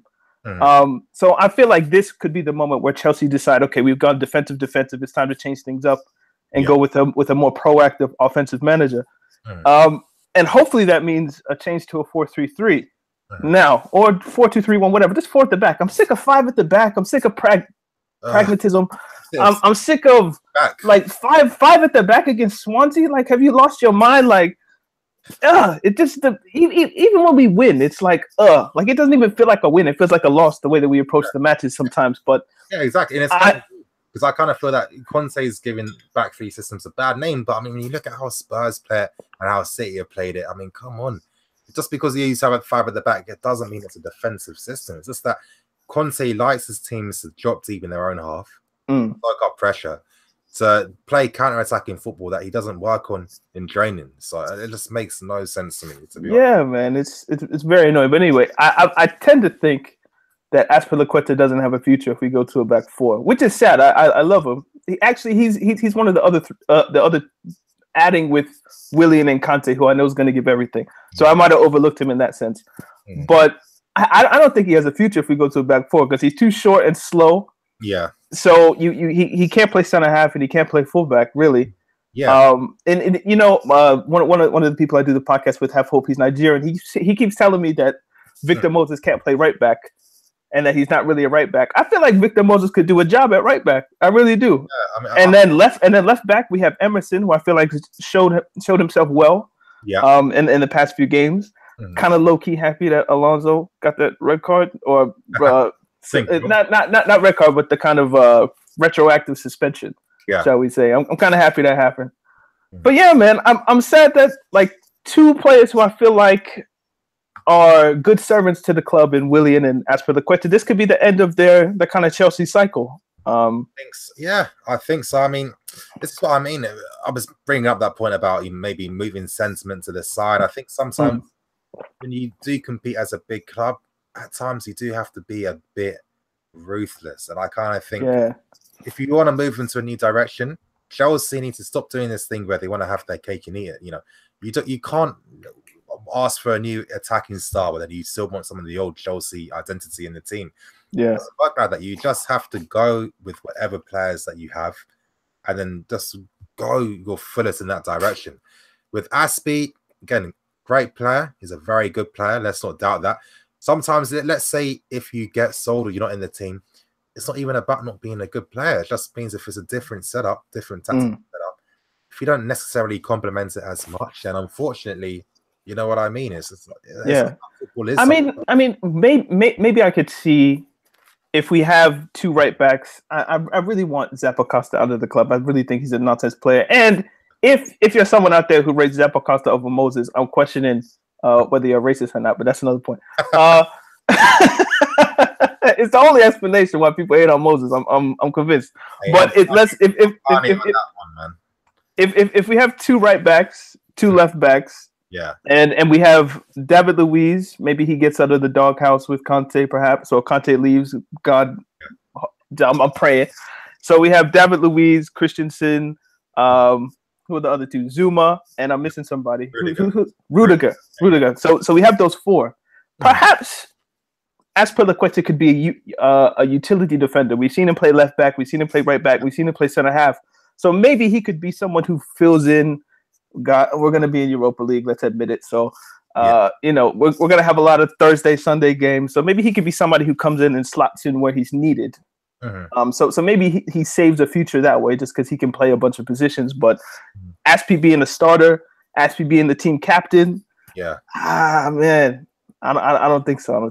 Yeah, in a way, it's again, that's being cynical. I'm just looking at those things, you know, the cold, hard facts. Yeah, man, you have to. Yeah, Aspie has kind of maybe benefited. I wouldn't say made a career because that's harsh, but he's benefited from having these niche roles in a team. You know, playing as that you know, the guy as a left back under Mourinho, you know, playing on I mean, he's benefited in the sense that Mourinho doesn't want his fullbacks getting high. You know, and then Conte comes in with 3 at the back, so he can kind of hide in one of those wide center back roles, and he doesn't have to play wing back. So he's had 2, as you say, very niche roles that only really Mourinho, Conte, and maybe managers like Diego Simeone perhaps could you know, he could get away with it. Yeah, exactly, and that's just how it is. It's, I don't know, his crossing is good. It's not as bad as what people say. But again, it's just in terms of his ability to make use of the ball in the final third, which we don't necessarily see much. I mean, his just quickly, not to cut you, I'm sorry, but his crossing has been one of our most effective weapons this season. Yeah. I mean, that cross from Azpilicueta to Morata's head, it's been, other than basically Hazard doing magic and getting us goals, like that's basically our offense, which is shameful for a top club, but you can't. Most of the goals have come from assists from Aspi, but when it happens like that, think about it like this: we're talking about the niche role. You're playing, you know, you're allowed to move into midfields because there's the spaces that open up for you. But then you're not able to have the time to play in a cross like that. Let's say if you're playing out wide as a fullback, you're getting closed down. You've got people rushing to stop coming in. It's not the same as crossing the ball from deep in that area. And I don't know, it gets you thinking. Let's say you've got another midfielder in there that can just provide that instead of Aspi doing that. You know, a lot of them can do. So if I could switch this up just maybe a little bit. Now I'm sure this is a question you get a lot, right? But I haven't heard your answer, so forgive me. If you could name just a couple of loan players that you would want brought back, what is your kind of given answer that you tell people? Ruben, this guy better be in midfield next season. Zuma, for me, this guy is the future of our defense. I think he'll be one of the pinnacle defenders in the world. I think he's, even though Christensen, I think, is going to be another pinnacle defender, I'd say Zuma's better defensively. I think in terms of aerial ability, tackling, stuff like that. Even concentration, I don't really see Zuma making some of the mistakes that Christensen's made over his career so far. I mean, what's been a big Zuma mistake in the past like 3-4 years? Other than jumping up really high and getting an ACL tear, I can't really think of a mistake. Can't really think of one at all, to be honest. And Zuma needs to be back in there. I need to see Jada Silva. This guy, to me, he can do everything on the left-hand side. He's a unique player. At Charlton, he's been played as an inverted fullback, for God's sake. And it's just like, I'm seeing this guy running through in the middle of the pitch, driving through midfield. Do you think if Jada Silva was maybe 5 inches, 6 inches taller, he would have a career like at Chelsea? You think? Or is it like he's like 5'6", maybe, like and people see him like he's too short to be a defender? I don't know. I think sometimes when we have these discussions on those types of old youth players, which is even crazy to think about because he's 20 years old. You know, we keep sometimes, you know, we forget that they do get older. They do put on more muscle. They do get taller. Jada Silva isn't a midget like he used to be. And regardless, I don't want to have some 6-foot+ fullback. I mean, Alonso. Yeah, that's what have there been. It's good to have that. Think about it. Most wingers aren't 6-foot+. Most of them aren't. Yeah, I mean, you need to be a little bit shorter, have that low center of gravity, so you can turn on the ball. Like, and you don't. And how many times do players win possession back from out muscling someone as a fullback? Most times you're winning the ball back with your feet with a tackle. You know. Yeah. Being a fullback. Yeah, I would say it's probably just kind of old English thinking where if a ball's going to the back post, you need a taller defender there or someone who's above, let's say 5'8", 5'9". That way they can head the ball away, rather than maybe a more Spanish, or we could just say more continental thinking where this guy's good with his feet. He can get out of tight positions rather than, you know, Alonso receiving the ball. He gets pressed and then he just kicks it to the middle of the field and he just punts and hopes, you know. I'm trying to think of like tall fullbacks for some of the big teams. I mean, Real Madrid, Carvajal and Marcelo are under 6 foot. Semedo and I think Semedo's 5. Alba's short. Yeah. I think they need the same height, 5'7". Alba is. At Juventus, Sandro is under 6 foot. Who else? At Paris Saint-Germain, Dani Alves, of course, under 6 foot. On the left, that Yuri guy. What is it? Well, Meunier. Wasn't that his name? Is it? He might be above 6. Yeah, he's above. But then to me, he looks like an Alonso type of fullback. Again, certain we can't be giving players like that careers because of one banger they scored. This guy still got that name from that volley he scored in the Champions League like a year ago. But it's just like he's not even first team at Paris Saint-Germain, and you'd be happy with him replacing Moses for what reason? Yeah, putting another volley like that against Anderlecht, like, come on, bro. Like, you know what? Don't disrespect Anderlecht, man. Yeah, yeah. But yeah, so you actually think there's a future for De Silva? I mean, there should be, and this there should be. Bring in the right manager that's going to look at these guys. I mean, Gulam. So I've heard Ruben, which I agree with. Yeah, I think anybody who's watched him at Crystal Palace could kind of assume that like he should be, especially if we move to 3 in midfield. We need more midfielders, so that would be an easy kind of and that's what pickup can do. And this is what I mean. We've got someone that's so comfortable because he's comfortable in midfield and number 10, left wing, left back, wing back. It's very rare, and it's just like if this guy, he's just unlucky. He's English. If he was. If he was Spanish in La Liga, if he was German in the Bundesliga, or French in the Liga 1, or Portuguese in the Liga NOS, this guy is who's this guy? Jada Silva? Silva, you know what I mean? It's just what can be annoying about this country sometimes. So Ruben Zuma, I'm gonna have to tell you, man, I don't think De Silva is realistic. But hopefully, but I don't think that's realistic. Have you watched enough PSV to talk to us about Van Ginkel?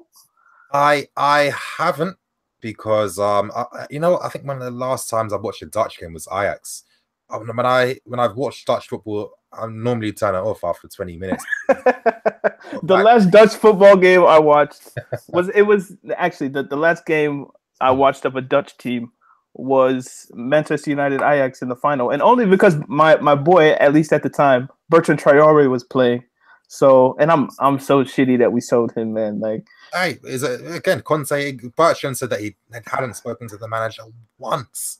Yeah, man. It was a byproduct of, and Antonio Conte was manager at the Euros in 2016. Yeah.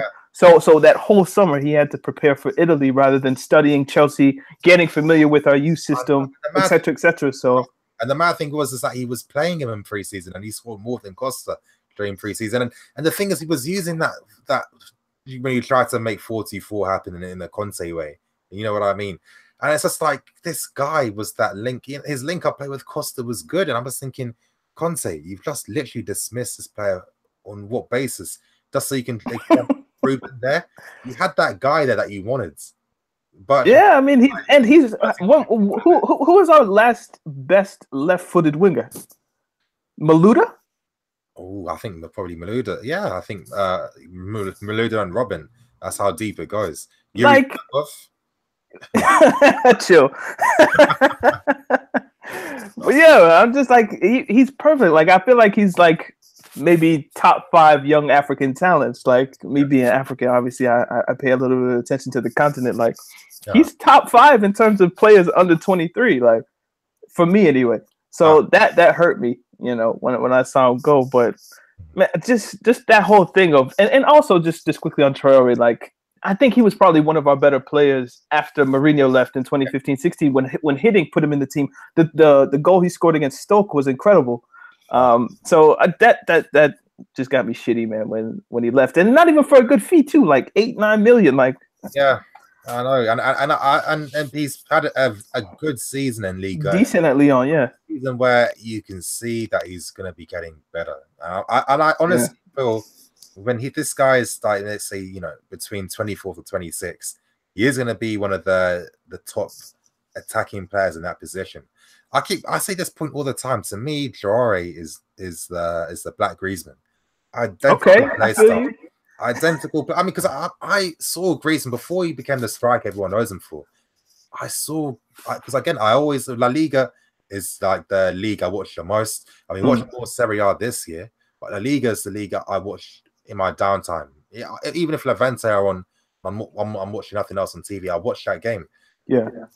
Griezmann for Real Sociedad on the left. he was getting a reputation. Saw a few games, wasn't too impressed. It was the season before he signed for Atletico where the manager used a diamond midfield with CWANless playing number 10, with Carlos Vela and Griezmann playing up front together. And that's when people realized, oh shit, Griezmann's actually exceptional in the air. And this is when he banged in like nearly 20 goals in that season. And then Atletico signed him afterwards. And we've seen Majari can play on the wings. You know, he can play up front. I think hopefully, again, because again, when it comes to this shit, it's luck. Because look at Griezmann. If it wasn't for that manager at the time experimenting with a diamond midfield, there's no way Griezmann would be a striker right now. Yeah. And it's just like if Bertrand Traoré is fortunate to have that same type of fortune in his like career progress, where a manager's going to realize actually this guy is going to be playing up front, he'll be the new Griezmann. I kind of have a philosophical question in this way then. Like, do you look at players like Ruben and maybe Lewis Baker and those kinds of players who've been loaned and they're succeeding on loans, and even players who get sold, maybe like your Akes or even just loans again like Michi or what have you. Do you look at those players and you think like, I'm happy for you that you're succeeding in your career? Or do you more look at it like, I wish you succeed at Chelsea? Because I'm getting to the point where I look at someone like Traoré and I'm like, I'm glad you escaped like the Chelsea cancer. Like, I'm glad you got out, and I'm glad you're kind of succeeding in your career rather than being stuck in kind of the purgatory of loan after loan after loan. Yeah. For me, and thank you for bringing this up. For me, my philosophy has always been, I want to see these guys have the best career they can have. And this is why I get more upset with how Chelsea handle things. And this is why I kind of find the loan system a bit immoral as well, because it's just like, there's no effort or focus on making sure they have the best careers they can have. That should be it makes no sense to me from a business point of view, because surely if you got these players performing well, getting a reputation, and you do want to make money from them, surely you're going to make even more money from them, you know, taking care like that instead of doing how you're doing now. I don't think it's that hard. Literally, not every player needs to get the same type of like care, even though it sounds harsh. What I couldn't understand is how guys like Izzy Brown and Casey Palmer were playing in the Premier League this season and Berger was in the Championship and Baker. When stuff like that happens, something clearly is wrong with how they with how they treat these guys. Have you forgiven Cahill yet? I don't know. I haven't. Well, that would have been the game where maybe even then, even if Berger performed well, Conte have still kept on using him. Probably not, because Hazard. That was because Hazard had that injury, right? So I mean, again, I think this shows you Berger's talent. The fact that Conte even had the faith to even be like, you know, I'm going to use Berger, because let's not forget his preseason. He's one of the better performing players this preseason. You know, that game against Arsenal, and it's just like, you know, this guy, what he needed to do, he would have been the perfect player. The number 10s that Conte is looking for. Berger would have been that guy if he had used him. Cahill, man, like this guy, he thought he was Messi. He went on dribbles and then he took a heavy touch and then just that was like stupid tackle, man. That was like when I not hate for Conte. I don't hate no one like that, but that's when I just really rated him even less, because I remember that game at the start of the season. I was getting criticized by a lot of people. I still have this reputation after, you know, the Spurs game where we beat them. Was it 2-0 or 2-1 at Wembley? 2-1. It was 2-1 because Alonso scored twice and then Michi had the OG. Exactly.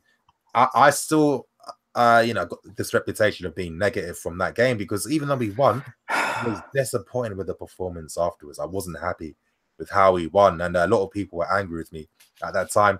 Again, that all that stuff happened from the Burnley game.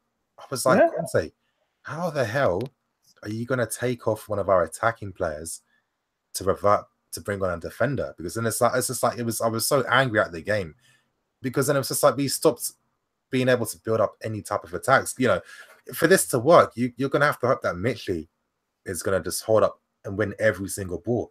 We know he can't do that. That's not his game, to be a target man, to play with his back to goal.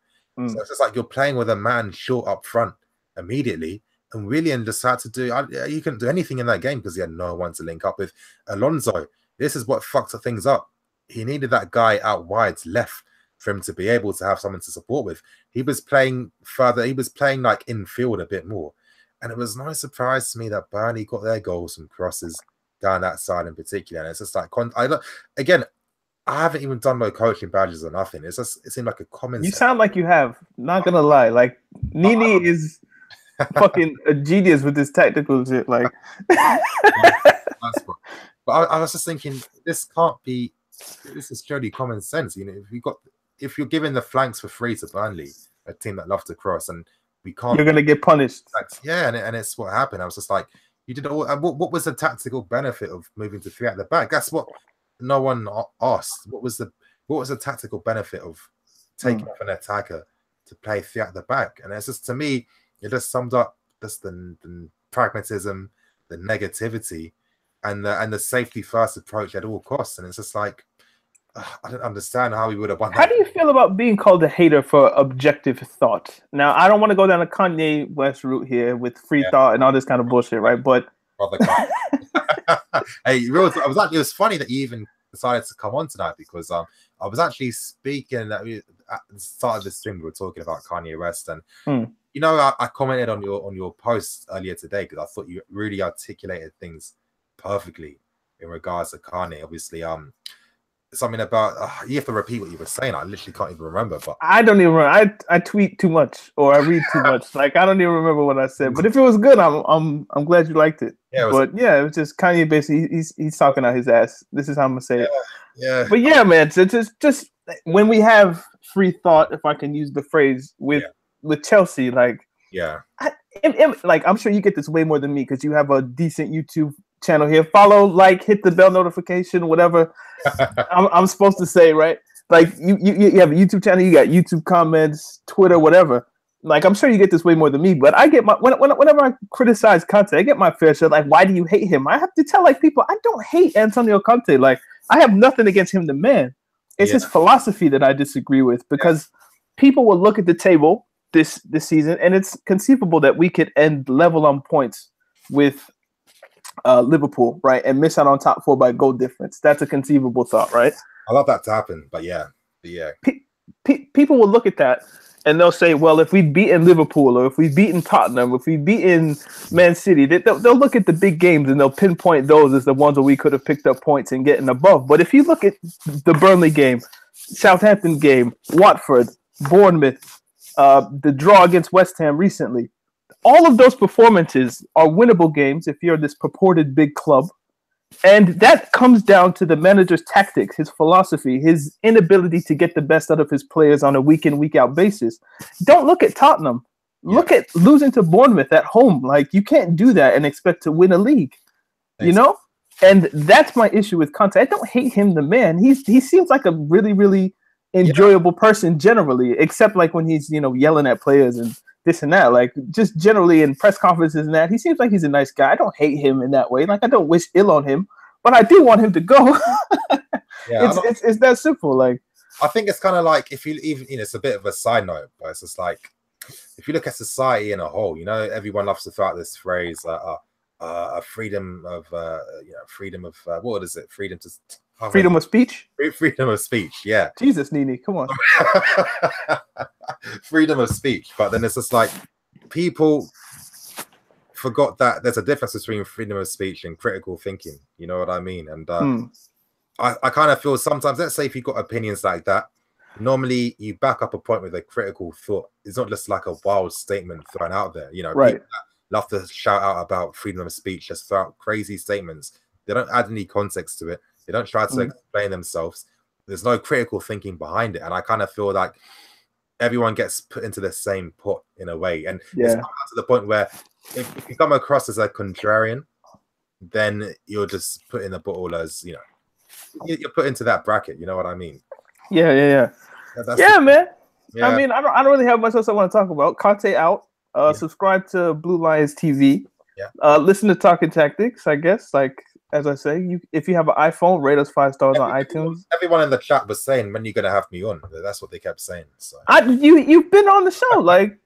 Yeah, but they said I need to be on again. That's what they're saying. So I don't know. I guess if they're telling me to come on, I guess I got to. Yeah. All right. Oh, are these lies? Are you lying? What do you mean? Why would I lie though?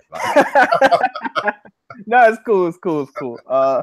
I think maybe episode 89, 98, we could squeeze you in if we had to. Like, I don't know. Hey, all I'm saying is when Conte finally does go, I know when you have that celebration podcast out, I need to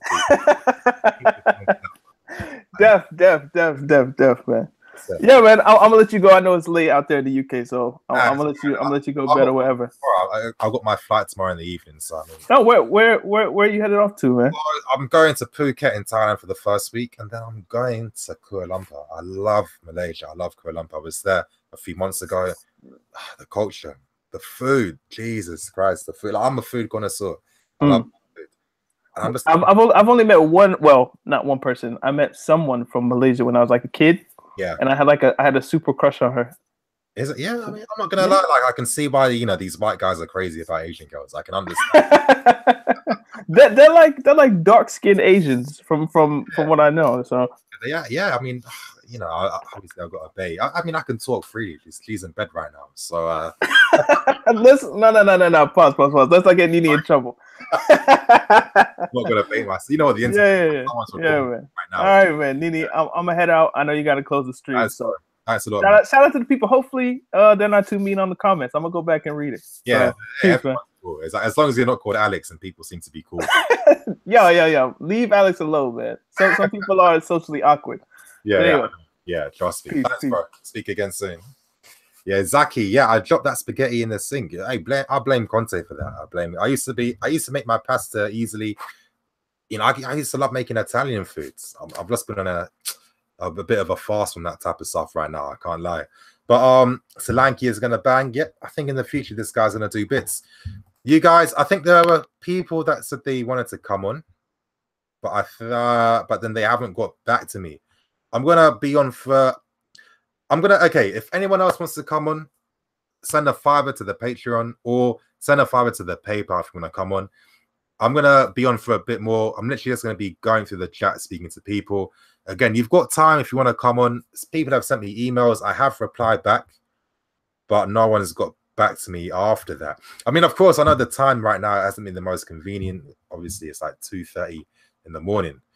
But yeah, like I said, if anyone wants a chance to come on the stream, you've got a chance and opportunity to do so. So yeah, just send me an email to NiiNiifc@hotmail.com if you want to come on. I'm going to be going through the chat, just seeing what all you guys are talking about, you crazy guys. NiiNiifc, you see that restaurant Louise and Million open? Yeah, I have seen that. I have. Okay, Josh Banks, Patreon. I don't know why my email acts so slow. Okay, Josh Banks. Hey, let me see. What's the after you finish your work? Okay, cool. Okay, let me know how long you're gonna work for, because I'm not looking to stay up for too long. If I'd probably do 1 or 2 more callers if anyone else wanted to come on.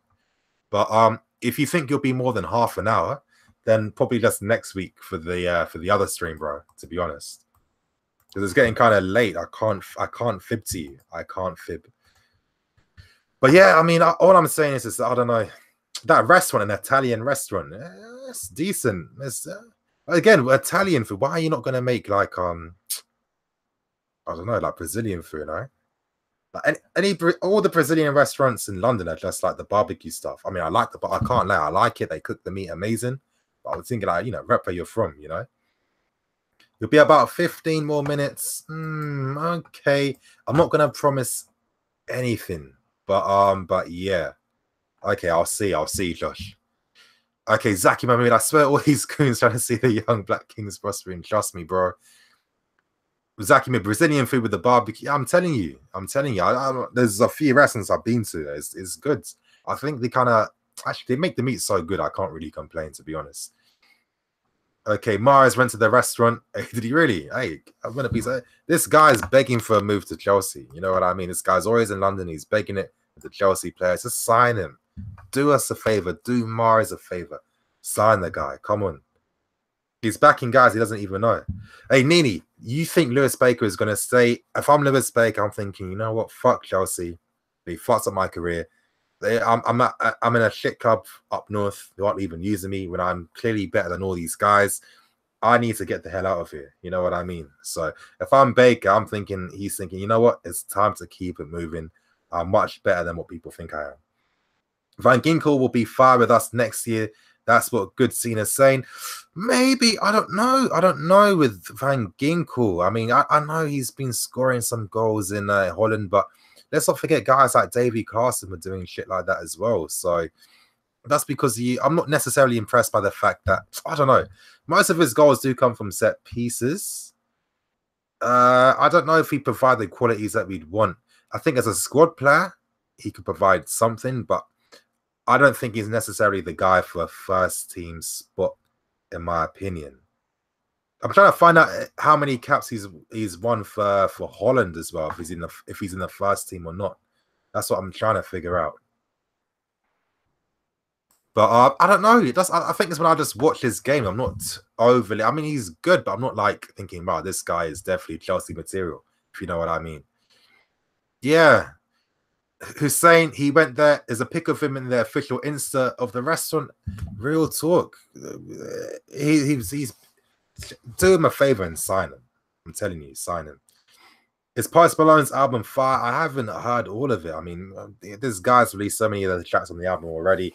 I haven't even heard it. I know it's got like 450,000 I mean copies have been bought so far, which is mad, to be honest.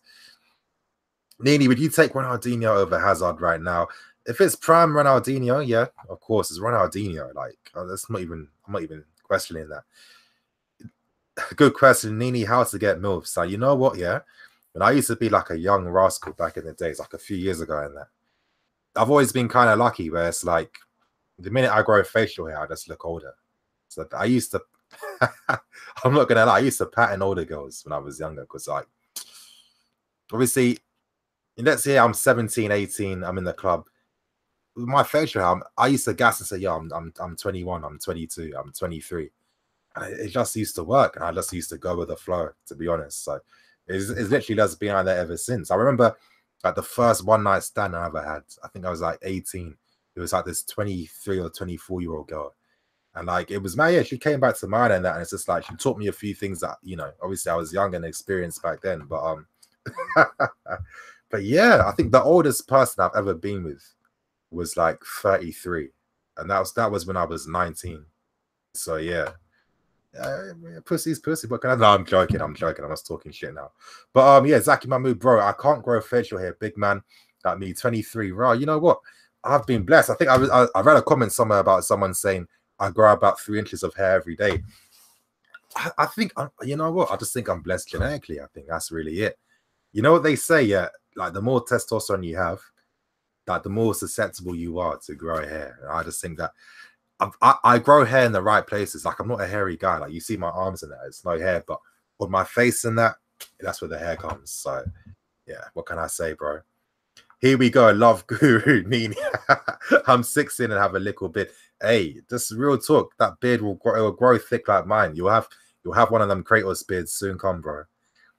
NiiNiifc, is there something we don't know about you? Of course, there's a lot of things people don't know about me. Of course. But you know how the internet is. I'm not gonna lie. I kind of just want to keep, like, of course, when it comes to the streams, I like sure you guys have a bit of fun in that. But I think when it comes to just like the internet in general, I don't want to reveal too much of myself because you know how shit works. You know, you piss off one weirdo one day, they'll look through your whole tweets, they'll look through your whole life, they'll do this, they'll do that. I don't need that type of stress. You know what I mean? Like I'm a guy that's never been involved in drama in my entire life. Just miss me with that stuff completely. But yeah, I just kind of feel that it's just certain people here that I've met, you know, yeah. Obviously there's like levels to it in a way, but I'm looking to, like, you know, of course I'll have a bit of fun here, but I'm not looking to, you know, I'm not like looking to like make my channel about my personality. You know what I mean? Like guys like True Jody and stuff can do that. That's them. But for me, I purely just keep it at Chelsea, to be honest. NiiNiifc, how many girls I'm not even going to say that. I'm not going to bait myself like that out on here. No way. Kung Fu Kenny, you know it's getting to the end of the stream when NiiNiifc talks like this. Trust me. That's why you guys are still 100-man strong. I'm 24 and I'm inexperienced as hell. Honestly, Ramteen, again, I kind of feel it with these types of talks, a little bit more of context needs to be put in place. Obviously, you know, I don't know how you are as a person.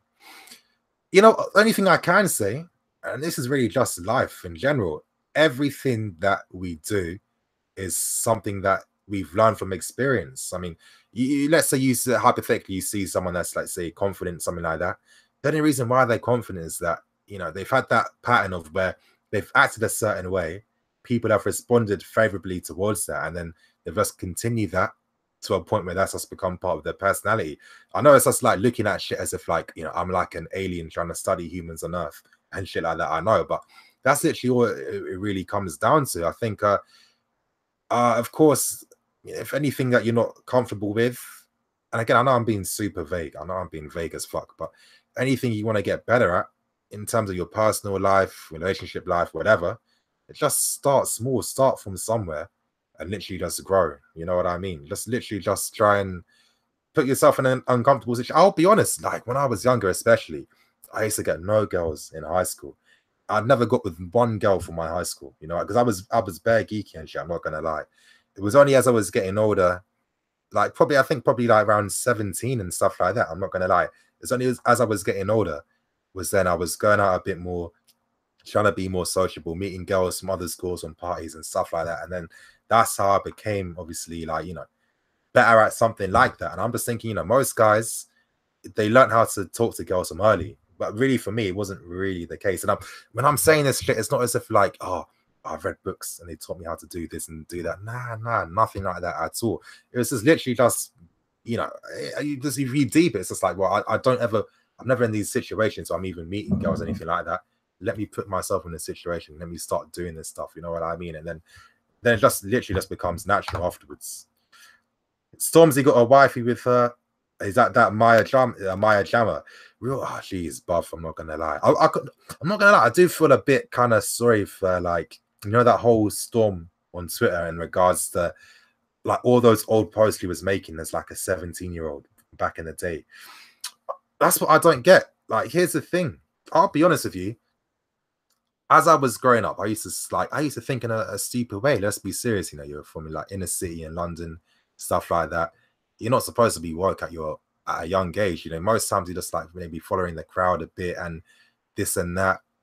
You know, I used to say a lot of madness. You know what I mean? But as you get older, as you start to contextualize things, think about things deeper and shit like that, that's when you can make your own thoughts and opinions, and that's when you can change your mind on stuff. And it's just like, I don't understand why people have a go at people that said dumb shit when they were a teenager, because it's just like, if you deep it, everyone said stupid stuff when they were young.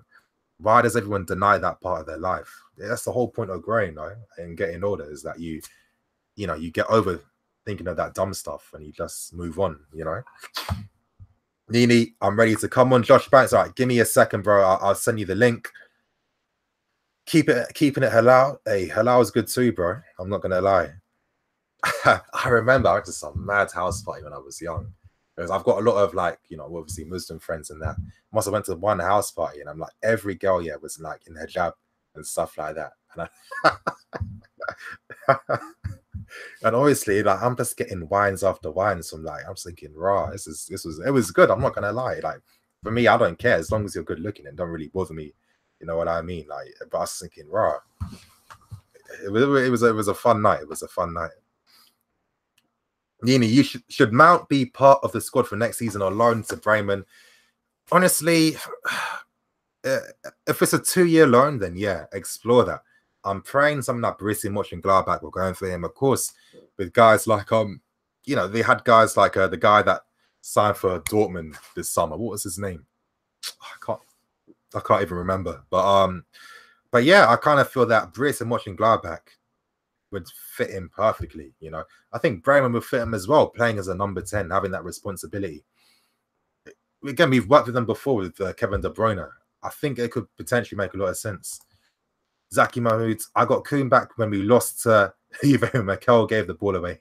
I called him a cunt and got mad. Sorry, a Dahoud. Yes, Dahoud was his name. Thank you. Oh, these hijabis are mad now. Can't trust them. I seen a hijabi chapping in. Hey, real talk, bro. I'm telling you, it's mad. It's mad. But yeah, it was you know, definitely I'd say, like, when I was a teenager, it was like some fun times. I'm not gonna lie. Yeah, Lucas Bolt. Yeah, Black China. Just, you know, hey, she's no. This is why she's gonna be around forever. You know what I mean? She knows the right people to target. She knows who to have a kid with. She's never gonna be broke. She will never ever be broke. Because you know, with her kids, so you can know in the future it's gonna be some stupid reality show with her kids. Like, hey, she found her path. She found her path. But yeah, NiiNiifc, bro, do you think Sari is most likely to sign for us? Or I think, yeah, definitely will. We've got much more pulling power compared to Arsenal. So yeah, you guys, let's not worry about Arsenal beating us to the competition at this or that, please. So we still have NiiNiifc time after. NiiNiifc, bro, who do you, yeah, I'll answer that one. Adam Wong, if you could pick any CM to partner with Kante, who would you pick? Again, I want two partners. I don't want it to be just one partner. I want to see two guys partnering Kante. Ruben's got to be that option. I'd like to see Thiago. Thiago today in this game, the guy was closing people down, winning 50-50s, tackling, helping us play out from the back. Helping Bayern, I mean, play out from the back. Linking up the play, well, Thiago, that's all I'm saying. I reckon I'm the only 24-year-old who's never reached your first base. Hey, bro, don't worry, man. Like, you'll get there. Just I mean, maybe I don't know. Again, because I don't have the full context of your life. I'm trying to think what's a good place to. I mean, maybe online could be something good, a dating app or something.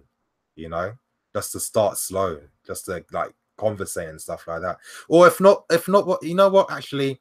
Probably the best advice I can give, and it's the most cliched advice, and it's like the most boring advice. But you know, there's a reason why this will be the advice given to people 1,000 years from now, and that is just work on yourself. You know what I mean? I'm not perfect just yet. I need to get into shape. I'm telling you, I've got a tiny bit of a pot belly. It's not a good look for someone so young to be having that type of figure, especially when my figure never used to be like that. There's shit I got to get done and sorted. And it's just like, once you work on them parts of yourself, that's how that inner confidence starts to shine. And then that's when you're able to maybe not worry so much when you're in certain situations and stuff, you know. But no, don't get a prostitute. Ignore J Mojo's advice. Never do that. I'd never pay for a prostitute. I don't get why people do that. But I'm telling you, once you go down that route, then it's going to be a dark path you're going to follow. You're going to keep thinking, I'm literally going to start rinsing my money on prostitutes, you know what I mean? And it's not worth it. I'm telling you, certain guys, I know guys that have seen them. You want to get heads, you got to wear a condom. You pay for one position. Of course, they're gonna finesse you. They'll finesse you hard if you don't come a certain way. I'm telling you, it's not worth it. Unless you got big bucks to spend on escorts, I wouldn't even waste my time, to be honest. But what do you think of the Bayern versus Real Madrid game? I thought Bayern got robbed. Not robbed. They fucked up because they weren't clinical enough. That was the only difference between Bayern. I thought they outplayed Real in both games. They weren't clinical in the final thirds. I mean, Ribéry, how many times was this guy was he missing that decisive touch to take a shot on goal? It was happening way too often. Yeah, Josh Banks, bro. Hey, Josh Banks, I've sent you the link already. It's the same link. So if you just click on that, it's gonna take you to the stream. You know what I mean? So yeah, Josh, I've already sent you the link, so just click on that and you're going to come on. How do I know? I know all of this because, again, my friends, I know friends who went down, who were doing that stuff. Back in college, I remember guys were renting that out as well. So, of course, you know, obviously I hear what's happening. I know how it goes. And it's just like, that's like the real shit that happens, you know. Like, there's no fantasy. You're not going to get any unless you're going to use. If you want that fantasy shit, expect to spend 500 to $1,000 on some escort, and then I guess you're thinking, why are you going to be spending that type of money for someone that doesn't really like you? Has already done this how many times already today? Hey, perfect timing. I was getting into some crazy conversation. Yeah, I saw that before.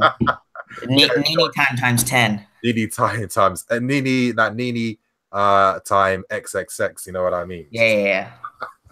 Yeah, but yeah, man. Obviously, thanks for coming on again, and I hope you managed to finish your work in time.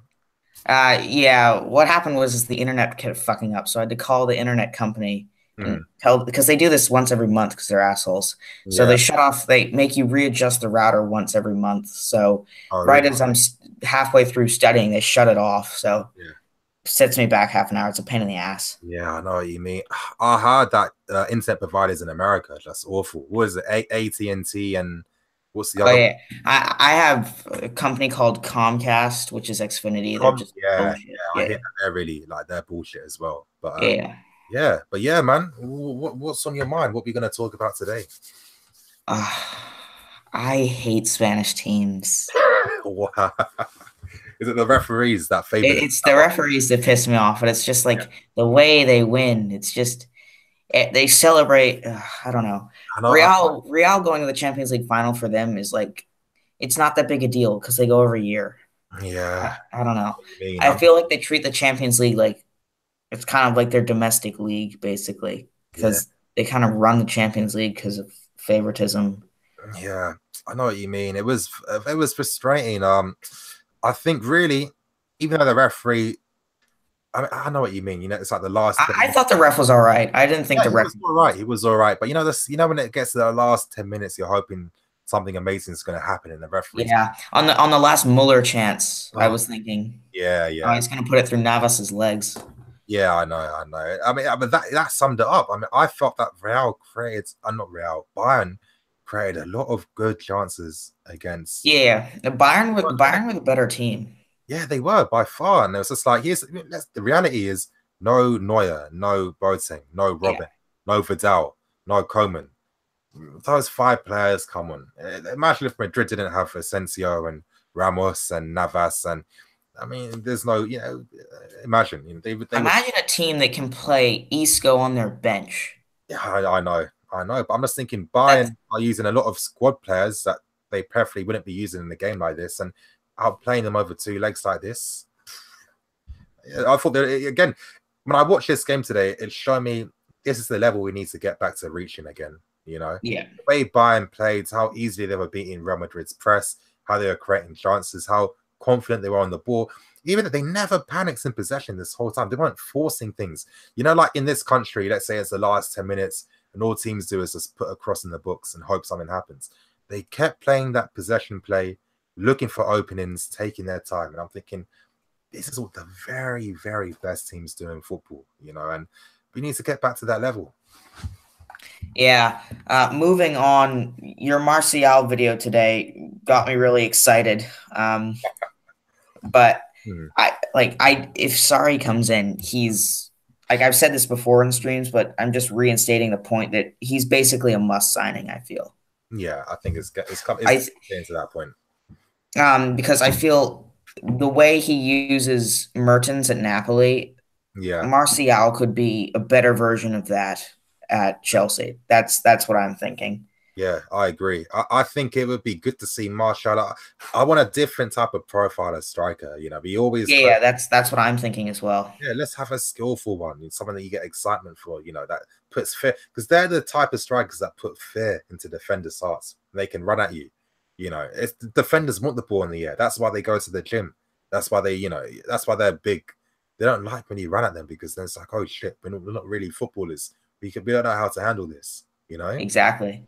It's like Gary Cahill getting crossed up by like Rashford's pathetic at this. Yeah, I know. It's ridiculous, but even then, I was sounding cynical. I mean, some of those defenders that can actually tackle guys like Davison Sanchez, guys like Zuma, guys like what's his name, De Ligt from Ajax. Yeah, from Ajax. Yeah, I mean, I'm seeing defenders coming through now that they can win balls in the air, but they can tackle your ass on the ground as well. Most times defenders can't really do that type of stuff. The definition of being a defender, I feel, is evolving. It is. It's no longer the player who's going to sit in the 18-yard box and hoof balls away. Yeah. It's the player that's going to be able to pass out of the back, find the darting run on the wing. Yeah. While also being able to say they have a counterattack. You're not going, oh shit, I need my right back here on a corner because if they get past one of these guys, we're screwed.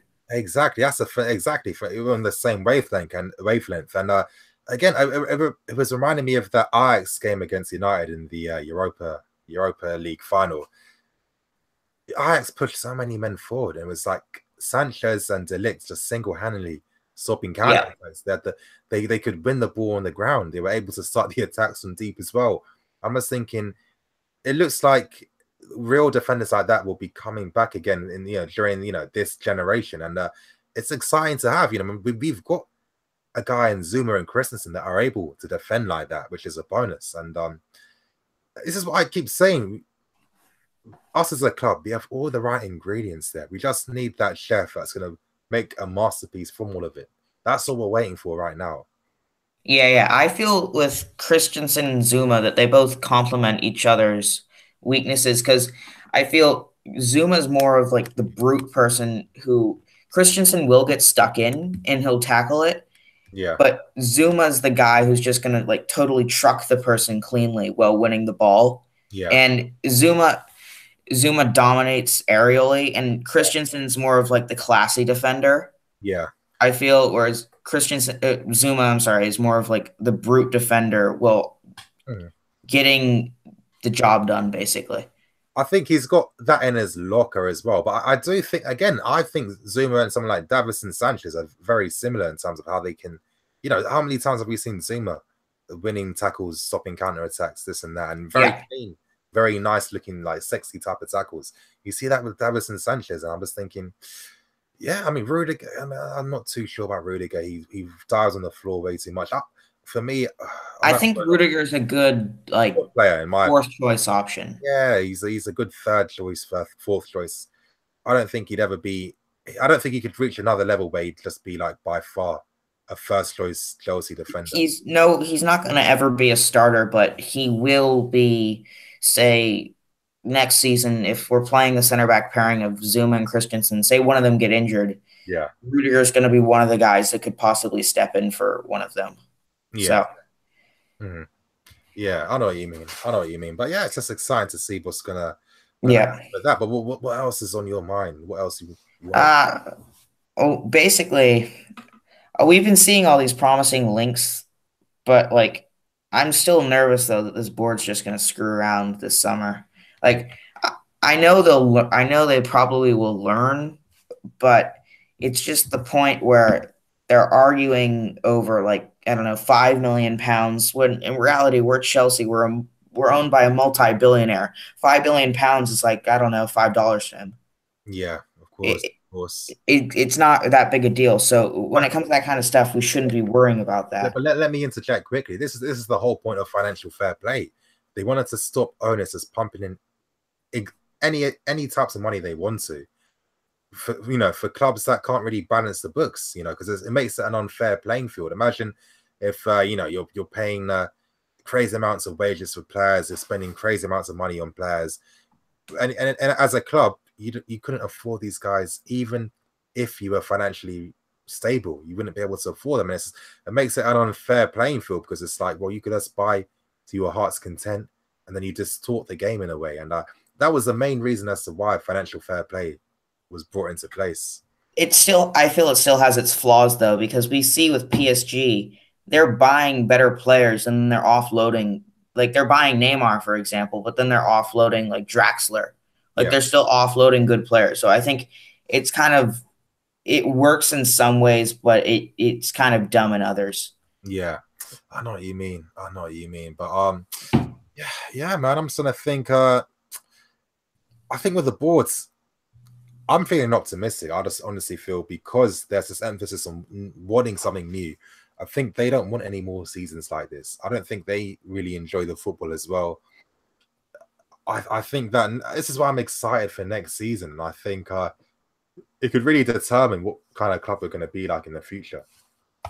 Yeah. I really have nothing else to say. It's kind of a dull day.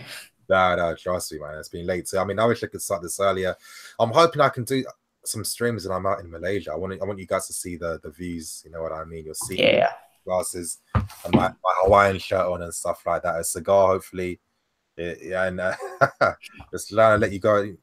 So you guys can see me living my better life, basically. But Josh, thanks for coming on the show, man. Always good speaking to you. And safe flight. Yeah, I'll be good. I'm flying with Malaysian Airways. Yeah. No flight 370 again. Yeah. Hopefully not. I think it's flight 369, so I should be okay. Oh, one off. I don't know, to be honest. I'm just talking shit. Yeah, bro. Thanks for coming on, and hopefully next season when you come down to Stamford Bridge, that's it. I hope you get your first beer. Just don't tell your parents that, though. Nah. Even in England, I'm not legal yet, though. Yeah, but they don't know that. If you're with me, they're not going to know that. If you're with a guy that's got a big beard, they'll be thinking maybe he's just like a midget or a dwarf. Yeah. Yeah, exactly. But yeah, I don't know. I've tried Heineken. Heineken's shite, to be honest. Here's the thing: you're too young to really appreciate how. Yeah, that's true. One day you're going to be at a house party. One time, you're going to be out of vodka. You're going to be out of whiskey. You're going to see one random guy has brought a box of like 24 beers.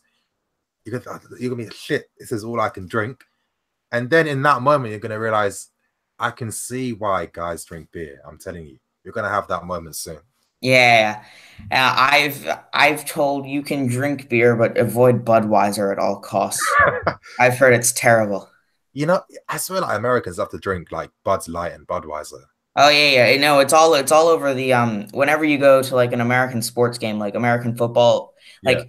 When they have the bullshit commercials at like the middle of the game because it's stupid like that, they have sponsored by Bud Light because no one really gives a shit about the game. They just go for the food. So they just halfway through the game, everyone's gone up to get Bud Lights and nachos or something. Yeah, trust me, that's how it is, man. But you know what? As long as you have to drink it when it's cold, really. I think the best beer I ever had was in Germany they have those Munich beer gardens. Now, yeah. The Bayern players always Paul Honor. Yeah. The Bayern players always run around with those when they win the league. And it's funny because it's like all these like waitresses, they're like really old women and really frail, and they carry like 6 or 7 of these like 2-pint glasses in their hands. So it's like a sight to see when you watch them do that. But like their beer, I wouldn't even really call it beer. It just tastes better than beer. I don't know what it is, but I'm not surprised by it. Yeah, Oktoberfest. That's it. But I need to make sure I go back. I like Germany. I've got family that live there. I like going there. I was lucky. I was there during the World Cup in 2006 when I was a kid. So yeah, I went to the final actually when I saw the France versus Italy. Yeah, and that no one in the stadium saw what happened with Zidane. We literally just saw that he's been sent off and no one knew. So I had to go back home and see the replay really to see what really happened. Don't they have a video board in the Olympic Stadium though? They didn't really show the incident in the stadium. Oh. But at that game, that's when I met Sir Alex Ferguson, and that's when I was like, oh shit, he's pretty small. Sir Alex, like he must be like 5'7", 5'8". Yeah. Not a tall guy at all. Yeah, I've always, even though Materazzi won it for Italy, I've always thought he was an absolute dick. Yeah, of course. Even when you're bringing up like, to have the audacity to say to Zidane, your sister and your mum like that, like you've got to be a scumbag to do that. Like, imagine going to Buffon and saying something about his family.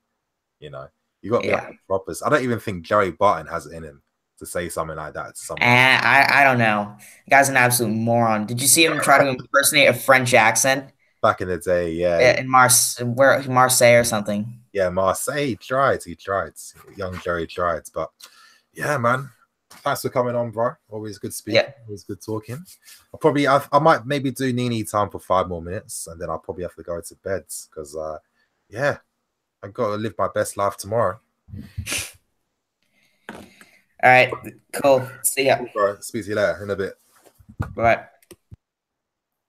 Okay, you guys, I'm going to be on for a little bit longer. Ask me any questions, and then I'll just be keeping it moving.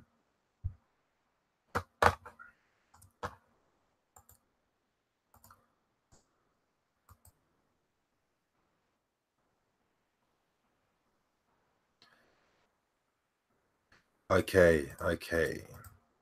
What other questions would people have for me? Chelsea FC, would you be okay if Chelsea promoted Jody Morris to first team manager? If Conte leaves, he's a proven winner with the younger team, How knows how to get the best out of his players.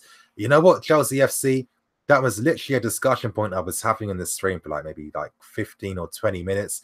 If you want to rewatch what I was talking about, it's literally the first 15 minutes of the stream. So if you watch the first 15 minutes, you'll get all the in-depth information of me talking about Jody Morris and what I feel he can offer if he was given the chance of being first team manager. Young King, who do you think is going to win the Champions League? I kind of feel that Madrid will. I like to see Liverpool do it. I don't want to see Madrid winning it 3 times in a row. I don't want to see that happen. Are you into American sports? I want to try get into American football. One day I just happened to see like one YouTuber like do like a tactics breakdown of some NFL game. I didn't know what he was talking about because I didn't understand the plays and nothing like that. But I was just completely fascinated with the depth he was going into it, and I just realized, oh shit, I can see why people love this sport. I mean, of course, I'll watch the Super Bowl. That's the only game I'll catch.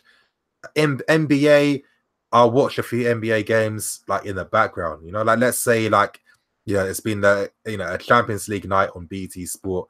After the highlights show, an NBA game comes on. Yeah, I'll watch it for a bit, but I'm not like fully into it. Malcolm X, Nearly, do you listen to real rappers like Postman and 21 Savage? Yeah, I listen to them guys. I listen to them. Mika, Markel, do you think we'll get a B-list manager like Nagelsmann? Don't be surprised if we looked at someone like that. I've been stressing that for a while. You know, we are looking to do new things for next season, so don't be surprised to see guys like that. Young King, I don't think Real can beat Liverpool. I think Liverpool can really get them on the counter. I don't think Madrid have played against a team like Liverpool that's going to press them like that. We know on the right-hand side or the left-hand side is weak because Marcelo just is non-existent defensively. I think if they've got an opportunity. Am I a Donald Trump supporter? No, I'm not. Lana, NiiNiifc, PSV have 5 players aged 30 and above. Madrid have 6 players aged 30 and above. Why would you rather sell all players aged 30 in Chelsea? Well, that's not my decision. That's what the club have decided to do from a financial business point of view. Because they're thinking, well, if we give these guys massive contracts, we've seen what happens here. You can't really get rid of these guys. They normally leave once their contracts have gone. And it's like you're paying crazy amounts of money, but guys that most times not even really playing, and it doesn't really have a benefit. So I can understand the business point of view, even though I think sometimes it can be a bit too crazy. I think once you're 30, it doesn't mean your career is over. With how fit these players are, I think 33 is a new 30, in my opinion. But yeah, this is what I mean. It just brings up an interesting point, as I keep stressing, and this is why I'm an advocate for the future and long-term planning. As you said, Bayern, how many players over 30? Madrid, how many players over 30? The next 2 to 3 years, most of these guys won't be in the team. They're going to be in a much more weakened position because they're going to be like, oh shit, we're going to have to spend big to replace these guys. The guys they are going to spend big on, they're not necessarily going to just be straight hits straight away. And then this is what I mean. This is where if we've got a plan in place, in the next 2 years when all these clubs are looking for these guys to help them stay on the top, we could be the next team that's already there at the top. And this is why I'm an advocate for, obviously, you know, long-term planning. Zaki, my guy, NBA is mad. Might have watched more NBA football this season. I need to make, you know, I can be a bit too basic with my sport. I mean, mostly it's just football. I need to start watching other things. I mean, I need to, if you guys recommend me like an NBA team to watch or like an NFL team, yeah, maybe I should get one of the games maybe to see how it plays or something. Nakeem Parsons, yeah, NBA is more entertaining than NFL. Yep, that's calm. Josh Banks, what's the most pushed team in America? Is it Liverpool? I have no followers because what is it? Yeah, Kwame, Goran, Nini. You think Zima and Christensen should start next season? Yes, I think they should 100% start next season. Yeah, LeBron James, yep, amazing athlete. Zaki Mahmood, really, I was thinking Liverpool owners are American. Yeah, but I don't think the Liverpool owners really care about Liverpool like that, to be honest. Maybe if they win a Champions League, they might be forced to care. But I don't even think they go to their games, to be honest. Lana HN, watch anything except baseball. Yeah, I hear that. Isn't like baseball like to I don't know. I don't know where I was going with that. Your thoughts on England versus Nigeria, Moses versus KO? I think that's the battle we've all been waiting to see. If it's England versus Nigeria, I'm hoping it's going to be at Wembley. If it's going to be at Wembley, I'm going to make sure I go to that game then. RO13, is it true that we're trying to buy Koulibaly? I don't know where this keeps coming from. I don't know. Even when I read these reports, there's no real context in it. So I'm really not paying any attention to Koulibaly talks. Again, paying 50, 60 million for what would be pretty stupid for a defender, in my opinion. Now, yeah, Nigeria versus England, it'll be a madness, I'm telling you. Malcolm X, I live in New Jersey. Anyone here live close to Jersey? Mohammed, hey, thanks for that super chat, bro. Thanks a lot for that. If you want to, because again, when you pay like £5 or $5, you do get to come on the subscriber call-in show. Now, if it's too late for you to want to come on tonight, you can come on next week for the next one. So Mohammed, bro, do me a favor, please. Send me an email to NiiNiifc@hotmail.com. It's probably too late to do a call-in right now, but if you send me an email, I'll remember you so you can come on for the next one. But your question is, a while ago you said that there is a player that Conte doesn't talk to each other. What is the update on Hazard and Courtois? Okay, the player, okay, oh, fuck it. There's only like 70 people here, so you know, you guys are the loyal ones, isn't it? It's basically Hazard and Conte that aren't really speaking to each other. That's it. The update on Hazard and Courtois, expect to hear that tomorrow for tomorrow's video. So that's what I'm going to say to that, bro. But like I said, it's Hazard and Conte that aren't really even talking. And tomorrow I'm going to be talking about Courtois mainly and a tiny bit of Eden Hazard. But the main story is going to be on Courtois. J-Mo Janini, it's true we're looking at Pardew. Like I said, if I see a guy like that in charge next season, I'm not getting a season ticket. I like cricket. I don't watch it recently. Yep. I hear that you live in Boston. Yep. Cricket's dead. T20 was decent. Cricket, I tried to, again, when I was younger, I tried to watch it. I just couldn't watch it on TV. I think with cricket, I think it's one of them sports where you have to be there live with your boys, you know, because in a cricket game, you're drinking, you're eating, you're socializing with your guys. Like the cricket's on in the background. Like you don't have to put your whole attention like on the game, if you know what I mean. Common is a fraud, preach. Chelsea FC, outside of the obvious loan players, Van Ginkel, Zuma, Loftus. Do you think that our first... yeah, I like to see Berger 100%. I think Berger's got a future. NiiNiifc, watch hockey. If I want to see fights, I could watch rugby, though. No, I'm joking. But yeah, again, I'm open to watching more sports, you know. Lucas Bolt, I hope that Sarri comes so that Hazard can ball at this. Yep, we're all praying for that to happen. Zaki, my guy, Hazard's performances have stepped up because he wants that Madrid move. Hey, let's not be too cynical, bro. Nah, I don't think that's the case. I'm thinking that Hazard's going to be here next season. Malcolm X, basketball and football is amazing. Yeah, most boring sport to watch is golf. Yeah, again, I think golf is like cricket. One of them sports that you have to be there live. So you're just mainly socializing with your friends, you know. Hey, give me a sec.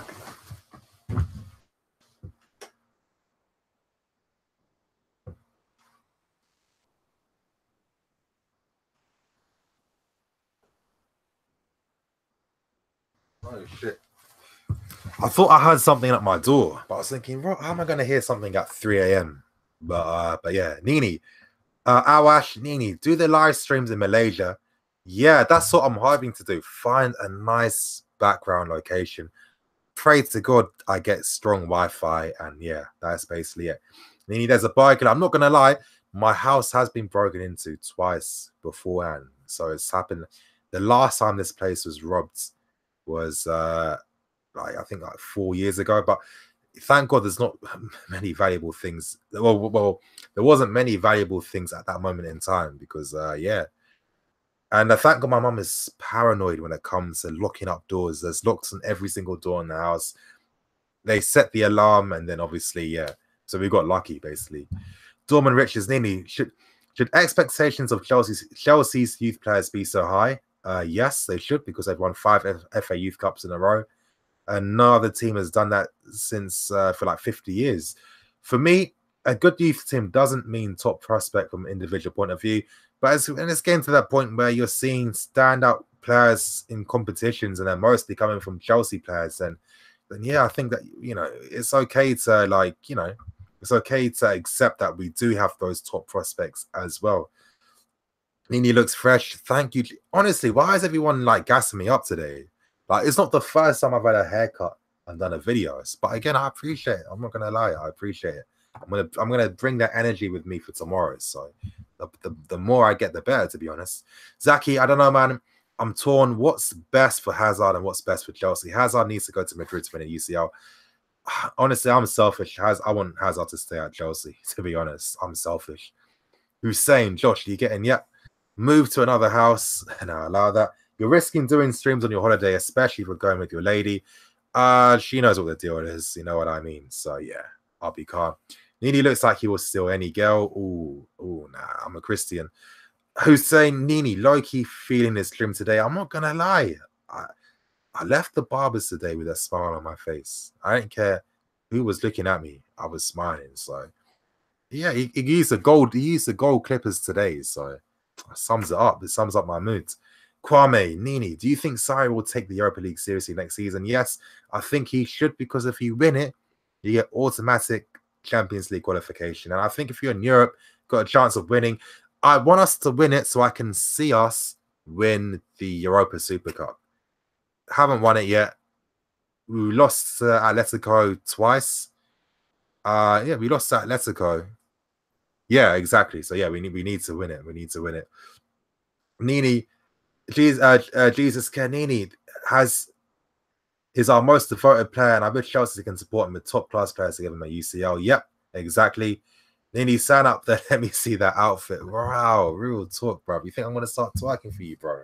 No, I'm joking. It's not even. It's just casual. It's casual today, mate. What can I say? What can I say? Like, no, I'm joking, you guys. But I'm not gonna lie. It's getting kind of late now. It is 3:15 in the morning. I'm getting kind of tired now. I'm not gonna lie. I'm getting kind of sleepy. When I'm on holiday, I've got videos planned. I'm hoping, again, it's just gonna come down to connection. I'm scared about Thailand. I'm praying that the hotel I'm staying in is gonna have a good connection. So that's it, you guys. If the connection's there, it's gonna be good.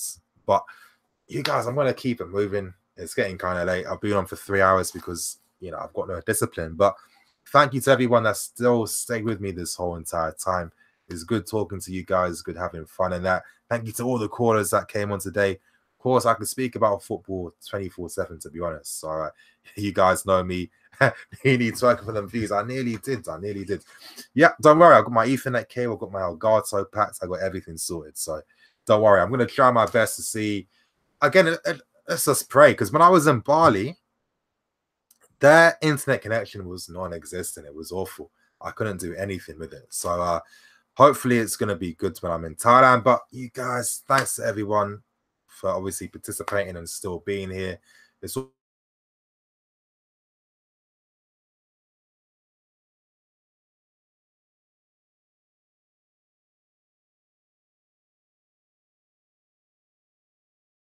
bed right now. Why are you still up? Come on. It's a Tuesday. It's not Friday. It's not Saturday. It's Tuesday. You got to work, you got uni, or you got school tomorrow. I'm joking. See you guys later.